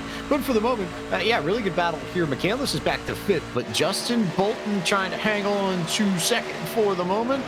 Not going to be much of a battle, though, as Derek Bordeaux continues his climb back to the front. He came in 2 laps later than Retzlaff and Bolton and is already back up to 2nd. And the man who's led a good chunk of this race now only 2, 3, 4 truck lengths at best behind Parker Retzlaff for the race lead. And that seems to be the battle of the race. Retzlaff versus Bordeaux. Retzlaff had the speed towards the middle of the run. Whenever Bordeaux isn't in the lead, now after that first run, it has been Parker Retzlaff there. But Bordeaux has been quicker over the course of the run. For a short period of time, Retzlaff had the better fastest lap time over the 04 machine. Since then, it has gone back to Derek Bordeaux by more than a 1/10 of a second. Bolton falls back into 4th. Here comes Colin Keister, another one of the dominant drivers, qualified on the pole. He's going to look for the lead as well, but Bordeaux to the inside of Retzlaff in 3. An easy pass for the race lead. Put Bordeaux back up to the front, looking to go back to victory lane for the first time since Talladega. Somebody's going to have to find some way to slow down. The Quebec native Derek Bordeaux has been on rails, especially for the last maybe 100 laps or so. He has been unquestionably the fastest truck in this field tonight. And we'll have to see whether or not in these next 34 laps, if someone has something for him. The money would suggest that it might be maybe a Colin Keister or Briar LaPrade, somebody who's got pace, as LaPrade goes underneath Blake McCandless to take over the 5th spot. But just looking through the running order here, LaPrade's the only driver in the top 5 that's got fresher tires than Derek Bordeaux. So, not that I'm a particularly good mathematician, but I can broad stroke it, and it would suggest to me that if someone, at least in the rubber game, has a chance to run down Bordeaux, that we are probably looking at the most likely candidate to try and claw back Bordeaux for the race lead. And that's going to be the main challenge. LaPrade's been quick tonight. Same thing with Bolton. Same thing with Keister. As here comes Keister to the inside of Parker Retzlaff. Starting to see the same issues for that number 42 machine that we saw throughout each and every run so far in this race. Retzlaff just doesn't have that long run speed to keep up with the rest of these race trucks. As Bordeaux goes by, Keister goes by. Take a look at Justin Bolton right on the back bumper of the 42. He's looking to make a move up into P3. LaPrade sits in 5th, albeit about 3 seconds back from this fight. But as they deal with Austin Yarborough, about to go more than one lap down in 27th, they go right on by. And these top 4 will continue to fight as Colin Keister looking to get back into the pole position, and Blake McCandless continuing to fall as well with 21 lap old tires compared to everybody else is being in the teens right now, is sitting in 8th and continuing to fall. How low can you go if you are Blake McCandless? We'll find out, as he is in 8th now, maybe potentially going to be 9th as Michael Guerrilla goes underneath him, and it could be Christian Peterson to the inside of McCandless in 1 and 2, and maybe 3 and 4. No, 1 and 2. So there goes CP underneath Blake. That is for the 10th position or 9th position. So McCandless now back to 10th. Patrick Moose next in line to try and make a move on McCandless. Down the back straightaway as McCandless nearly got into Moose. Able to get on by is the number 24. That'll push McCandless now outside of the top 10. And that'll push him down to 12th as Spencer Burns goes by. Nicholas Shelton now looking to go by. Definitely doesn't seem like the strategy from Blake McCandless, and Jeff McConey can touch a little bit more on it, but 23 lap old tires versus 14, 16, 15. The closest one to him is 20. That's not going to work out very well, especially here at Texas. Yeah, you know, it was a gamble for Blake McCandless, and he really, really needed that caution to come a little bit earlier, as now he falls back even behind Spencer Burns, who's running 11th with that sprained wrist. The last story that we heard on it was that he was bench pressing his warm-up of about 1,200 pounds on each side. So he sprained his wrist doing that, and now he's fought his way all the way from 26th up to 11th. All joking aside, passing 15 trucks here at Texas is quite impressive. Michael Guerrilla up 21 spots, but yeah, we're having a little bit of fun with Spencer Burns here, and who's having himself a really good run tonight, looking for a top 10 finish. He's best known as Spencer E. Burns, but I guess in this case, after that story, he's going to have to become Spencer Leonidas Burns. So we'll see whether or not Spencer... Jeez, dude. Hey, Oh. hey, you What a stinker, bruh. These are the things that you tee me up for, Jeff McConey. So if you don't want them, you just make sure that you don't give me the runway to launch off of, and we'll be okay. But back to the actual racing part of this, you do make a good point in that Michael Guerrilla has had a fantastic drive tonight. 21 spots up. Christian Peterson's up 11 spots. Spencer's up, 15 spots? Brian LaPrad's up 12. Justin Bolton is up, 9? Parker Retzlaff is up 8. So, again, we said comers and goers in this race, and now that we're working our way towards the final 25 laps of this, that is coming to fruition, and we're seeing who really has figured this place out. And here comes Colin Keister, 4/10 now separating both of these drivers. Take a look at that last lap time, a little bit quicker than Derek Bordeaux in the 04. 25 laps to go, time starting to run out for Keister. And let's talk about what's on the line for Keister. He won back at Richmond in round number 1, race number 3 of that round. He won 2 weeks ago at Rockingham Speedway for his second win of the season, first win of round number 2. And you look at him in the points, sitting 13th.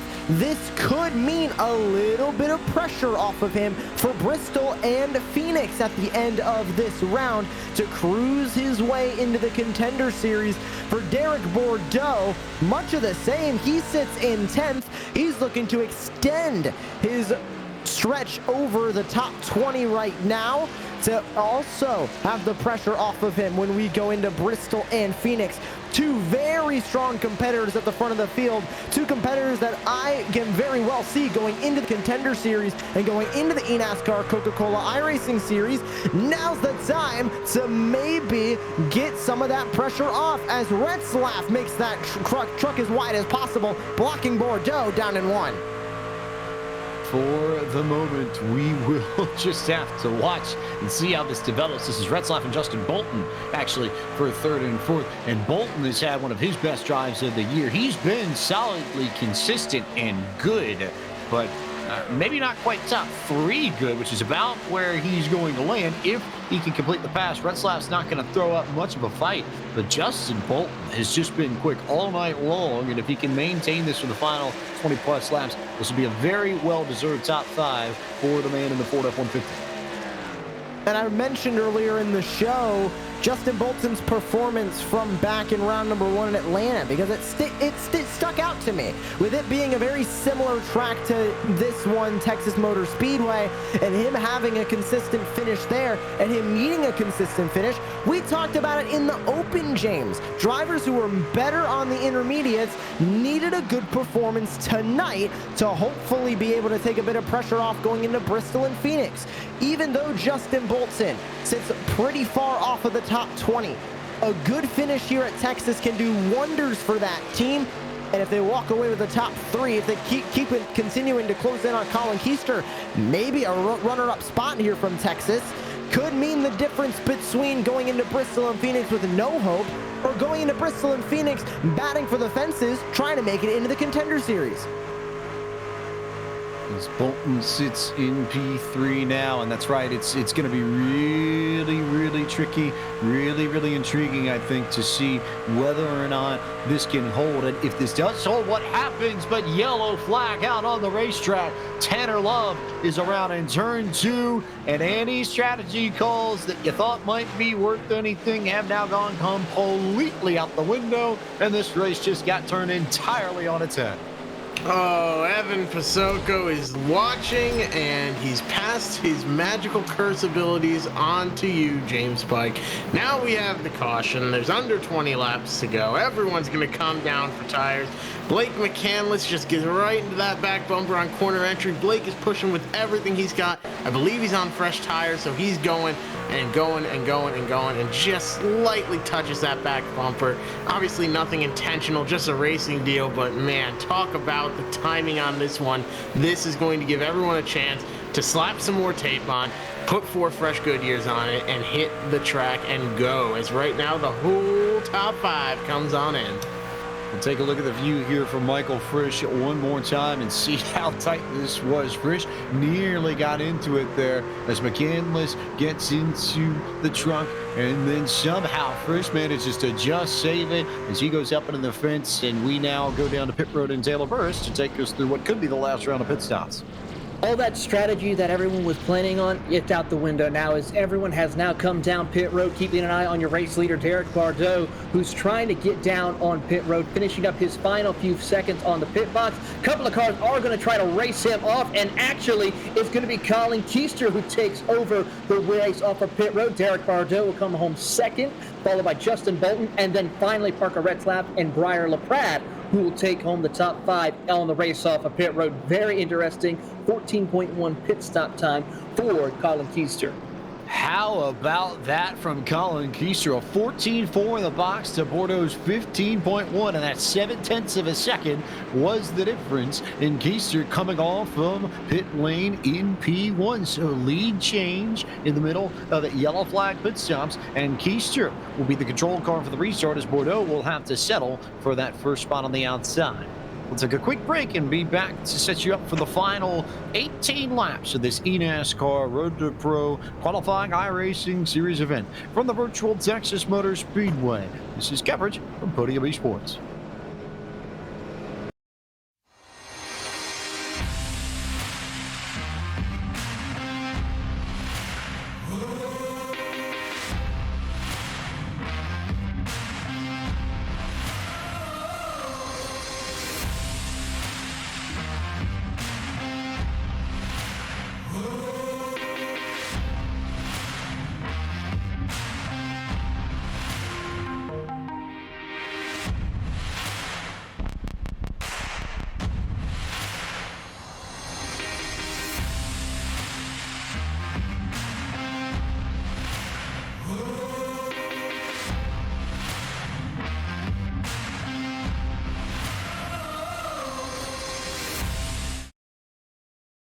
This is iRacing, the world's premier online racing game. iRacing puts you in the driver's seat to experience today's newest form of competitive motorsport, virtual racing, all from your home PC. Race virtually in endorsed series from NASCAR, IndyCar, IMSA, the World of Outlaws, Aussie Supercars, and more. Take on legendary circuits like Daytona, Silverstone, and the Nürburgring. Join iRacing's global online racing community and get on track today at iRacing.com. When you want to be the best, you can't settle for the rest.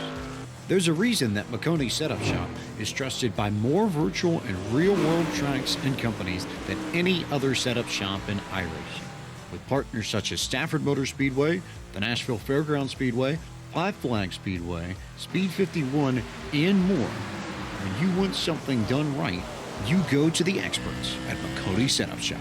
With setups available for most series on both asphalt and dirt, built by a team of professional builders consisting of some of the top talents on the service, Makoni Setup Shop LLC has what you need to hit the track with confidence. Head over to MakoniSetupShop.com and learn why Makoni Setup Shop is the official setup shop of Richmond Raceway Esports and is partnered with some of the largest names in virtual and real racing.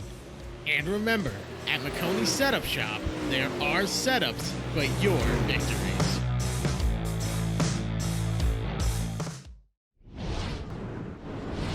Welcome back to Podium Esports coverage of the eNASCAR Road to Pro Qualifying iRacing Series from the virtual Texas Motor Speedway. James Pike, Josh Lee, Jeff McConey, Taylor Burris, and Ryan Bauer with cameras from Dougie Beard, bringing you all the action from the Lone Star State. We do not have the stars at night big and bright in this race. They do get very big and bright deep in the heart of Texas when the skies are dark, but for now it's bright sunshine. It's a warm racetrack, and it's a 16, gonna be 15 lap to go shootout that we're gonna have from Texas as they go back to green flag racing. It was a good restart for Derek Bordeaux, who will stay even with Colin Keister into 1 and 2.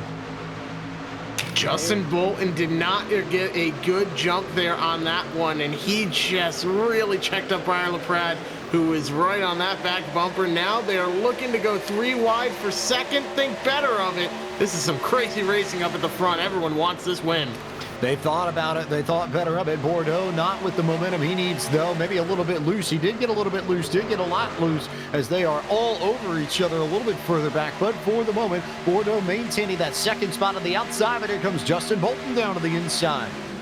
153 laps behind us. We go on to 154 as Colin Keister tries to hold on at the front, but around further back, Colin Bowden almost spins. Now Casey Tucker going to spin in the middle of the field. Alt's going to save it on the bottom, but the yellow flag comes out for the 3rd time tonight, and a hard hit on the inside for the 42 of Alt. Dylan Alt absolutely pounded the wall there down the back straightaway. He gets the worst of this by a good long shot. Somehow Casey Tucker spun right in front of the field and for the most part avoided trouble, but Alt's the one who ends up in trouble. I think there might have been some contact with Michael Frisch, but yeah, Casey Tucker will have a fun on board because he should have been T-boned by somebody and somehow got away with all of it, as Alt, I think, indeed got help from Michael Frisch as they were just all checking up trying to avoid it. And yeah, oh, no, nothing that I think anybody could have done. He just came back up and Frisch had no time to react, and then boom, there goes Dylan Alt into the fence, and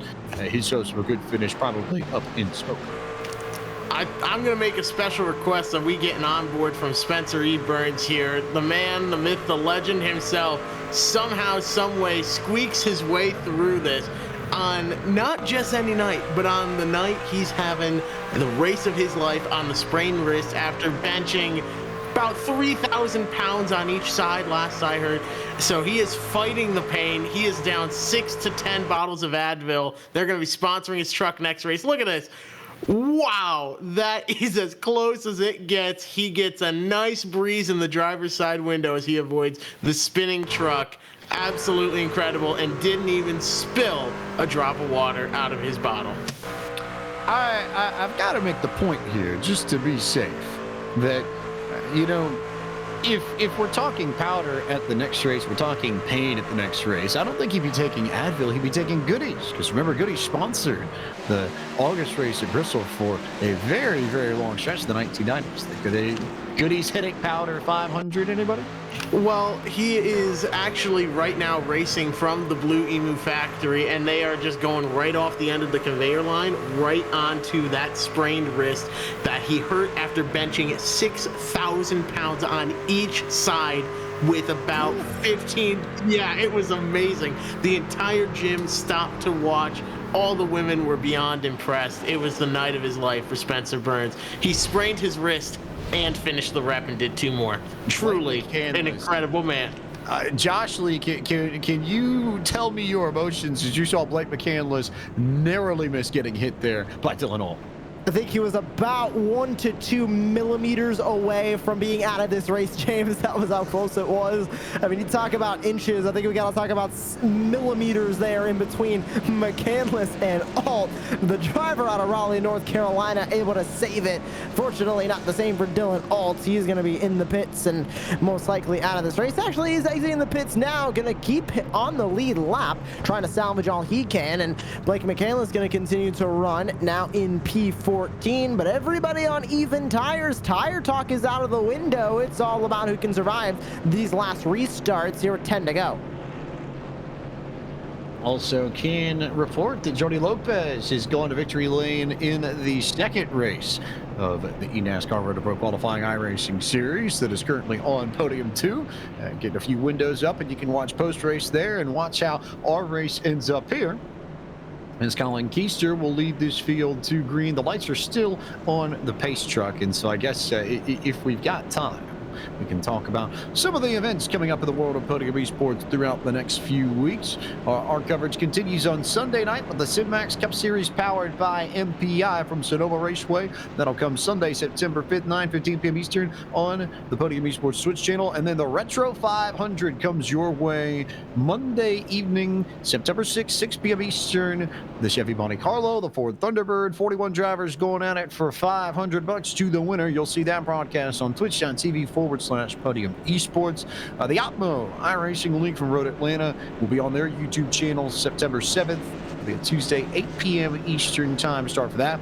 The MSRA Premier Series goes back to action September 11th at 8 p.m. from Richmond Raceway, part of their playoffs. You'll see that on the Podium 2 Twitch channel, as well as the Podium Facebook, YouTube, and Twitter pages. And then official racing the next week. The eNASCAR Coca-Cola iRacing Series playoffs continue from Thunder Valley, Bristol Motor Speedway, Tuesday, September 14th, 8:30 p.m. Eastern on the iRacing Twitch, Facebook, and YouTube channels. And then we'll have coverage of the eNASCAR Road to Pro qualifying iRacing Series from Bristol, the penultimate race in the season, September 16th, Thursday, 9 p.m. Eastern on the Podium Esports and Podium 2 Twitch channels. Colin Keister, your race leader. Derek Bordeaux in second. Bordeaux got a really good restart that last time by. I wonder if he's going to be able to match it, but even then, Josh Lee, about a lap or two, he just could not hang on the outside. I think that says everything you need to know about how strong the inside lane is at Texas. And we've been seeing it the entire race. We haven't really seen many trucks use that outside line to their advantage. The only one I can think of is Liam Brotherton. Every other time was the car on the inside was much slower than the car on the outside, just by tires or some other factor. But the inside line has been the strongest all night. And with Keister down there, Bordeaux needs to try and sneak into line in between Keister and Bolton, really to have an easy shot. But throughout these last 9 laps, I think Bordeaux might have the best shot later on in this run, but it's a short one to the checkered as we go back green. Colin Keister waited a little bit later in the box to go, and that gave all the space he needed to clear Derek Bordeaux, who immediately goes to second and goes right to the bottom. So Retzlaff and Bolton will be racing for position door to door. That's P3. Brian LaPrade going to try and clear Michael Guerrilla to make sure he locks down fifth. Bordeaux did exactly what I said he should do. Move in right in between your 2 leaders. Try to snake down the back straightaway and make a move to the inside. Did not work as Bolton makes the move on Retzlaff, going for P3. LaPrade now going to go to the inside of Retzlaff as the battle for the lead heats up at the line. Bordeaux about a quarter of a truck length back from Keister. Can't make the move. Doesn't see an open door. With 8 to go, he'll settle for second for the moment. Nicholas Shelton a little bit further back. You see the green truck nearly got lost. He went down on the apron and had to slide back up on the racing surface and loses a ton of track position. A big move there a little bit further back. I think that might have been, I believe that's Brandon Cattell trying to get around Christian Peterson, who's got damage there. 3 wide there. This is all for about 9th, 10th on the racetrack as CP's just trying to hang out in the middle and make sure he doesn't get run over.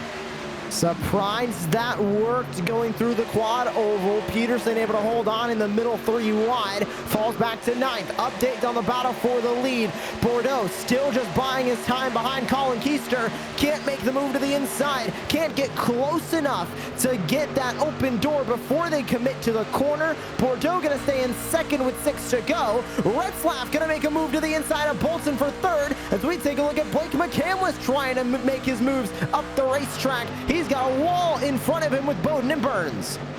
Not much that McCandless can do. He's just stuck in the middle of this pack. He can't really go anywhere as Keister's trying to hang on. Here goes Bordeaux to the inside, though. Derek Bordeaux back at it for the race lead with 5 laps to go when they hit the stripe.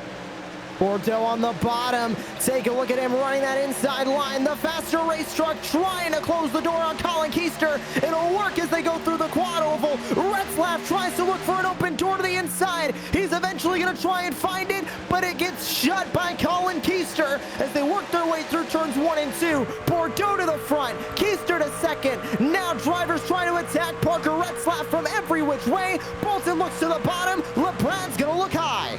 Retzlaff is absolutely under fire from all angles as Keister is going to try and run back up and get somewhere alongside Derek Bordeaux. To the high side he goes as they come to 4 laps to go. Now Mack underneath. Now he'll go high again as they enter turn 1. Keister going to fall right back into line. Bordeaux at the front. Retzlaff going to get a bit of a comfortable gap back to Justin Bolton. LaPrade now going to etch his way into the top 5. Look at Michael Guerrilla. A great run so far in this race. He started back in P29 as Colin Keister going to move Bordeaux up out of the way. And into the lead goes Colin Keister. This fight is not over as Retzlaff looks to the inside of Bordeaux and 1. 3 laps to go. I think for Keister, that might be the most important piece of this is that Retzlaff was able to clear Bordeaux as well. So Bordeaux's got to come back from P3, not just P2, as they pass the lap truck of Dylan Ull. Here comes Retzlaff, maybe working a run down the back straightaway, but nothing yet as they try and close back in on Keister to create a battle for the race lead once again.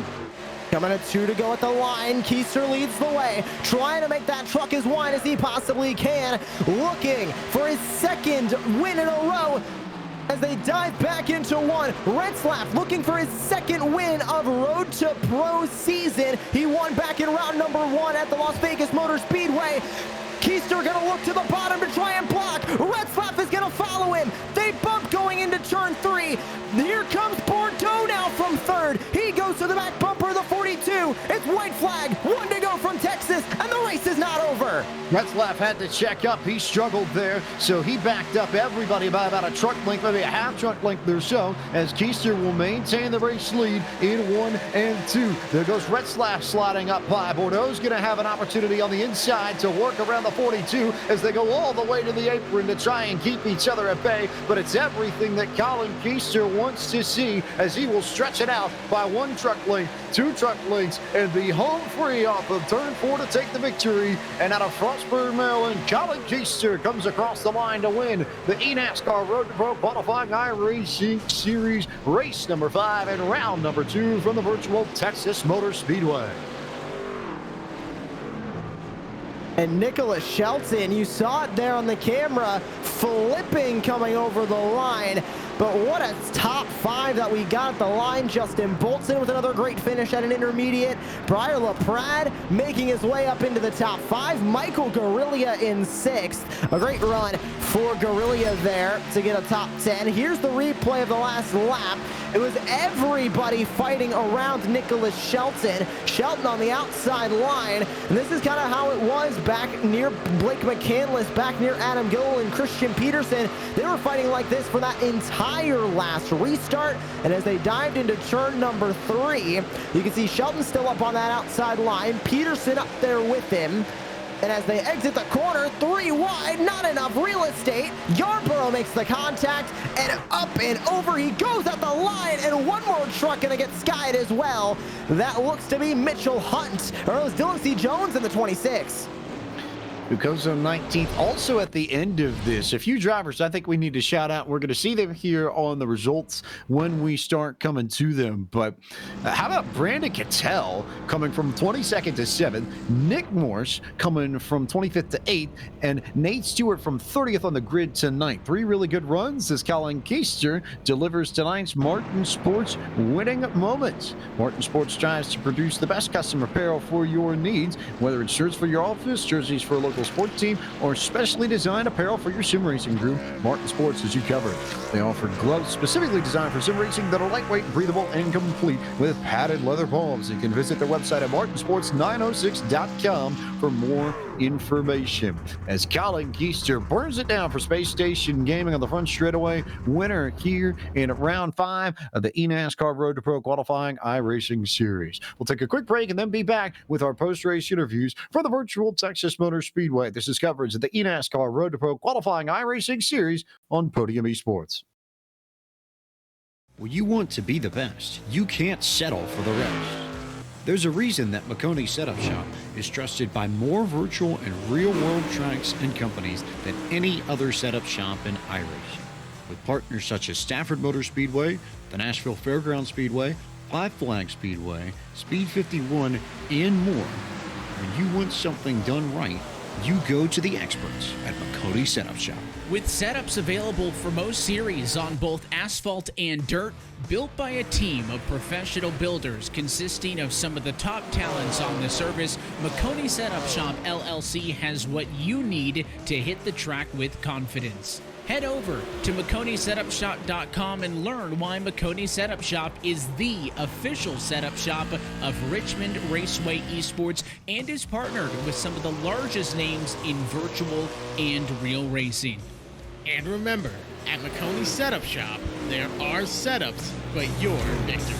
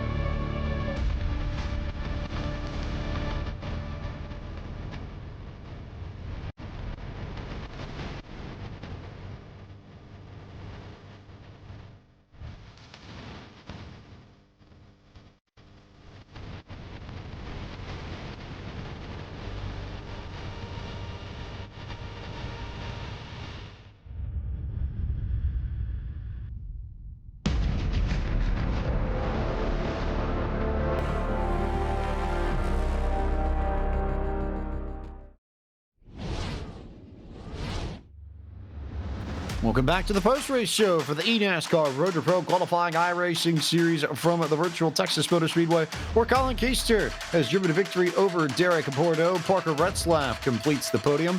Justin Bolton and Brian LaPrade come home 4th and 5th. Michael Carrillo with a top 6 finish and knocks it all off after starting 29th on the grid. Brandon Cattell started 22nd and he finishes 7th.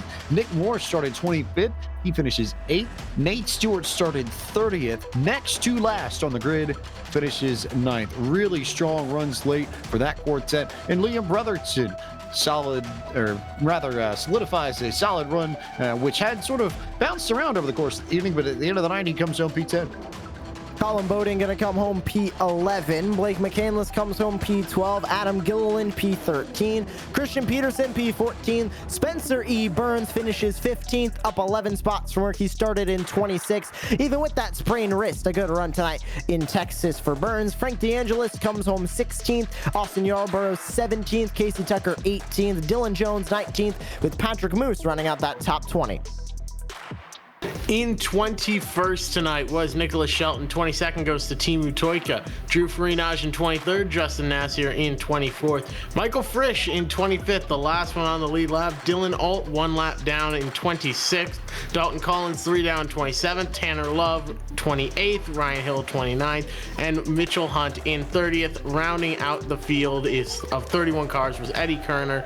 Money shifted 90 laps ago and finishes 90 down, unfortunately. There's your full field rundown, and we now bring in our race winner, the Maryland native, Colin Keister, gets it done tonight. And Colin, I have to believe that your mindset changed significantly when we got the late yellow around lap 145 or so. I figure you thought you were sort of locked into P2 and that Derek was going to drive away with this. And then you get that yellow flag, and you start thinking to yourself, I wonder. Yes, for sure. I was completely content with finishing second there on that run, and my pit crew decided to give me the best pit stop I had all night on that last pit stop. We came out with the lead. Made it easy for you. You were up by nearly a full second on Derek coming out of pit road, but you now come in with back-to-back wins here the last two races. You went at Rockingham, you went here at Texas, Bristol and Phoenix up next. I almost wonder if at this point you feel like you get one more good finish in and you can start really focusing on the Contender Series, no? Yeah, that's my plan. I hope I get a good run, top 5 at Bristol next week, and I should be pretty much locked in, and then I can start working on the beat car. Mathematically, it should be close. I don't quite know whether or not we can say officially, but I imagine you'd be in the ballpark there with a good finish at Bristol. But a complete shift here. You go from 1.5 miles to one of the shortest tracks in the circuit. It's a very different racetrack. So what do you expect to see out of Bristol in 2 weeks' time? Fireworks. That's for sure. I'm hoping we can stay clean, but you know, short tracks, everybody gets jumbled up, so just hoping for some long runs and keep the nose clean and come out of there with a good finish. Dig, get the points, finish it up, and wrap up a spot in the Contender Series early so you don't have to worry about it at Phoenix. Sounds like a decent plan to me. Colin, congratulations on your victory this evening. Thanks for the time as always, and we look forward to seeing you in Tennessee in 2 weeks' time. Thank you, guys. Colin Keister, your winner tonight in race 1 of the eNASCAR Road to Pro qualifying iRacing series from the virtual Texas Motor Speedway. Runner-up tonight was Derek Bordeaux. He's with Josh Lee.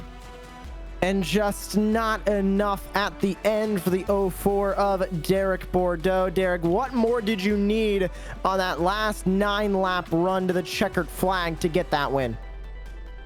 To be honest, I don't know. I was kind of maybe too tentative. I was just there for, I guess, a top 5 to solidify myself in the Pro Series. I just didn't want to make a mistake. When I took the lead, and then I saw the run coming behind me, I was like, oh, he's just going to let him have it. I could have maybe blocked a more aggressive Parker out of 3 or 4, sorry. And then have the shot that Parker had at Colin again. Maybe that would have been better, but I was not. Like, I messaged Colin that I wasn't going to do anything stupid. I was just there for a solid top 3, like we pretty much all 3 of us deserved. Truck was fine though, so I didn't really need anything else, to be honest. Maybe a little more aggression. And going through that race, we saw you really start to come alive. Middle to end of those long green flag runs. Did you need another one of those at the end to walk away with that victory, or was it just that lack of aggression that you mentioned that really was holding you back? In those early runs, I was just saving tires, to be honest, at the very start of those runs, hence why I was kind of very good, but the truck was, in my opinion, miles better than what we tested in. I think we nailed the balance, especially after 25 laps. From what I saw, everybody kind of was a little loose out of 3 and 4, and I don't know, I was just planted, and I was just gone. I was going, so... But yeah, the last caution of the race was definitely a bummer. We were, I don't know, I think I was pulling Colin half a tenth a lap to a tenth a lap, and my pace was very good. I didn't do anything. I had 2 laps tire advantage, so it was pretty much in the books unless I made a stupid mistakes. But in the end, it's a solid P2, so I'll take it. 2 races left in round number 2 of the qualifying iRacing series. You came into this race pretty comfortably in 10th place. Undoubtedly, this second place will knock you a little bit further up the standings heading into Bristol and Phoenix. Are you confident you can coast your way into the contender series in the winter? Yeah, especially after this finish. My drop is not that great. It's 9 points at Knoxville, so this finish is pretty much like I mentioned earlier. It's pretty much solidifying myself in the contender series. So I think I needed an average 20 points the next 3 races. So with I don't know, I forgot how much. I think maybe 35. So I don't know. I just need pretty much to finish like top 25 or top 20 in the next 2 races to lock myself in. So, and those tracks, I don't know, they're not bad tracks for me. I don't know. I haven't raced Bristol in a minute and Phoenix, so we'll see. It's all going to be about survival and just clean truck and not making any mistakes or enemies and whatnot. Thank you so much for joining us here on the post-race show. Derek, congratulations on your second place here from Texas. Yep, thank you guys. Good to hear from Derek Bordeaux, James, and we're going to go right on down to P3. P3 is Parker Retzlaff, a name and a voice that you've heard on this channel many times before. Tonight he comes home 30s with Jeff McConey. Parker, you had a really strong run out there tonight. You've had success at tracks of all types here in both the virtual and real world, but these next few weeks are going to be at short tracks, Bristol and Phoenix. I know Phoenix is a mile, but you know, people will have that argument one way or the other. So going forward to these next few weeks, you needed a good run tonight, you got it. So what are you expecting in these next few weeks? Are you looking to go out and win both of them? That's always the goal, but we need just points and just good finishes weekly to lock ourselves into pro. Absolutely, that's the main goal. And I have to ask here, you've been doing a lot of real world racing as well as the virtual stuff. Do you have any plans lined up for 2022 yet that you can talk about? No, we really ain't got nothing set up completely, but it'll all be announced when we figure out what we're doing in 2020 or 2022. Sounds like a great plan there. You had a very solid run tonight. You're looking forward to these next few weeks. It's going to be some awesome stuff to watch. Best of luck in them. Thank you. I just have to, thank everyone. Ponzi, Eco Tracks, Iron Horse Loggers, Gorilla Lads, Blackstone Management, Boyd, Jared, Randall, Chris Hill for spotting and doing all the crew chiefing tonight. It was a big help. I was back in like 18th. I made a mistake at the beginning of the race, and I was like 19th on the first fuel run, and I ended up, Chris made a good call, and I was 3rd, and so I just got to thank all those guys for all the hard work they put in weekly to run up front. Absolutely. It's a lot of work running up at this top series, but once you get in a groove and start clicking off laps, all of a sudden it starts going well for people like you, where it just seems you're running all the way at the front all the time. Congratulations on a good run here tonight. You finished 3rd, and we'll see you next time. Thank you. Parker Retzlaff comes home P3, and at the end of the night, just about everything that we talked about at the beginning of the pre-race show ended up coming true.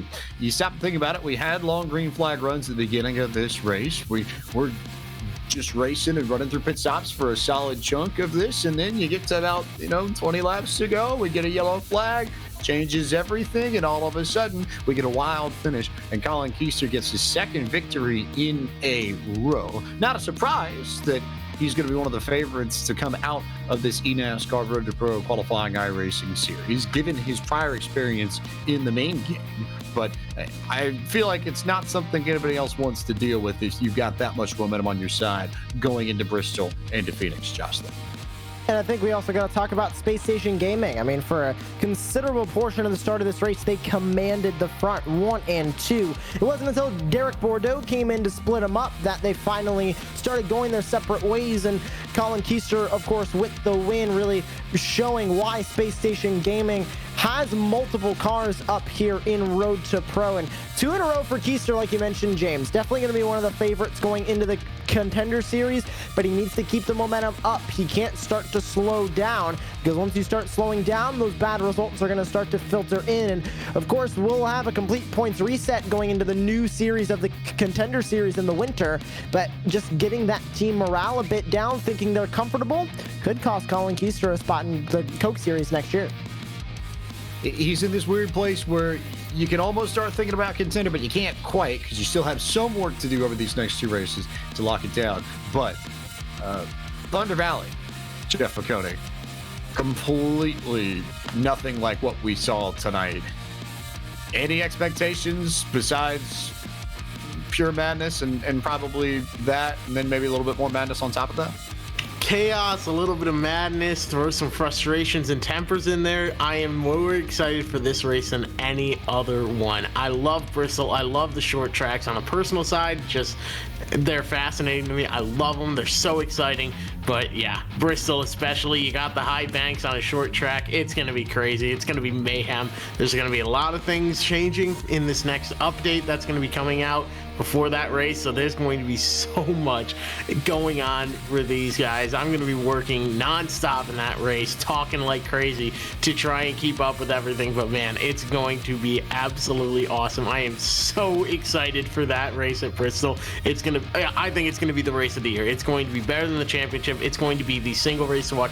If you only watch one event here for the eNASCAR Road to Pro Series Round 2, make sure that it is Bristol. Tell your friends, tell your mom, tell your dad, and strap an iPhone to the eyes of the dog so that he can watch too. It's going to be amazing at Bristol. If you strap an iPhone to a dog's eyes, then how's he supposed to be able to see, right? He doesn't need to see. He can watch the Bristol race. It's more important. I guess. Although I suppose I told you weren't done, so I guess things like this are why all of Jeff's exes live in Texas, and that's why he now hangs his hat in Tennessee. James, I play pretend race cars for a living. You really are putting a little too much faith in me here, bud, but I don't know. We're leaving Texas, and I'm glad to see it gone. I want to see some short track racing coming up soon. Although, in fairness, you do actually hang your hat in Tennessee now, so congratulations to you. But that worked out very conveniently that Jeff now hangs his hat in Tennessee, as will we when we head to Bristol Motor Speedway in 2 weeks' time. But before we get to Bristol, a few races to tell you about coming up in the world of Podium Esports and iRacing. Sunday night, it's the CivMax Cup Series powered by MPI from Sonoma Raceway. That broadcast starts at 9:15 p.m. Eastern on twitch.tv/Podium Esports. Then the Retro 500 is coming your way Monday night, September 6th, 6 p.m. A special broadcast for us at Podium Esports as we celebrate the Winston Cup era of stock car racing with the 1987 Ford Thunderbird and Chevrolet Monte Carlo at Darlington Raceway for 367 laps in the heat of the sun, 500 miles in your virtual stock car, and $500 going to the winner. And one of the toughest tests you're going to see in iRacing all year long. You will want to tune in to see 41 of the best go after it for the prize. And that will all come your way at 6 p.m. Monday night, September 6th on twitch.tv/Podium Esports. The Operation Motorsport iRacing League heads to Road Atlanta the night after. Tuesday night, 8 p.m. Eastern. You can see that broadcast on youtube.com/Operation Motorsport this upcoming Tuesday, September 7th. Then, next Saturday, September 11th, the MSRA Premier Series heads to Richmond Raceway. Their race will kick off at 8 p.m. Eastern. You'll see that on the Podium 2 Twitch channel as well as the Podium Facebook, YouTube, and Twitter pages. And then the eNASCAR Coca-Cola iRacing Series playoffs continue from Bristol Motor Speedway, 8:30 p.m. start time, Tuesday, September 14th on the iRacing Twitch, Facebook, and YouTube channels. And then the eNASCAR Road to Pro qualifying iRacing Series is back at it. We'll be back at it from Thunder Valley that Thursday, September 16th, 9 p.m. Eastern. Race 1 on twitch.tv/Podium Esports. Race 2 on twitch.tv/Podium 2. It is time for us to hightail it and giddy up and get on out of Texas Motor Speedway. So for everybody involved at Podium Esports, for Tyler Hudson, who helps administer the eNASCAR Road to Pro qualifying iRacing Series, for our team at Podium Behind the Scenes, Gary Sexton, Cisco Scaramuza, and John Theodore, for Eric Messer on socials, and for our team of the broadcast tonight, for Ryan Bauer, our producer, our camera builder, Greg Beard, our pit reporter, Taylor Burris, and our team alongside me in the booth, Josh Lee and Jeff McConey. I am James Buck, the voice of Podium Esports. Thank you so much for watching Podium's coverage of the eNASCAR Road to Pro qualifying iRacing Series from the virtual Texas Motor Speedway. We look forward to seeing you in 2 weeks' time from Thunder Valley, racing the way it ought to be, the last great Coliseum, Bristol Motor Speedway.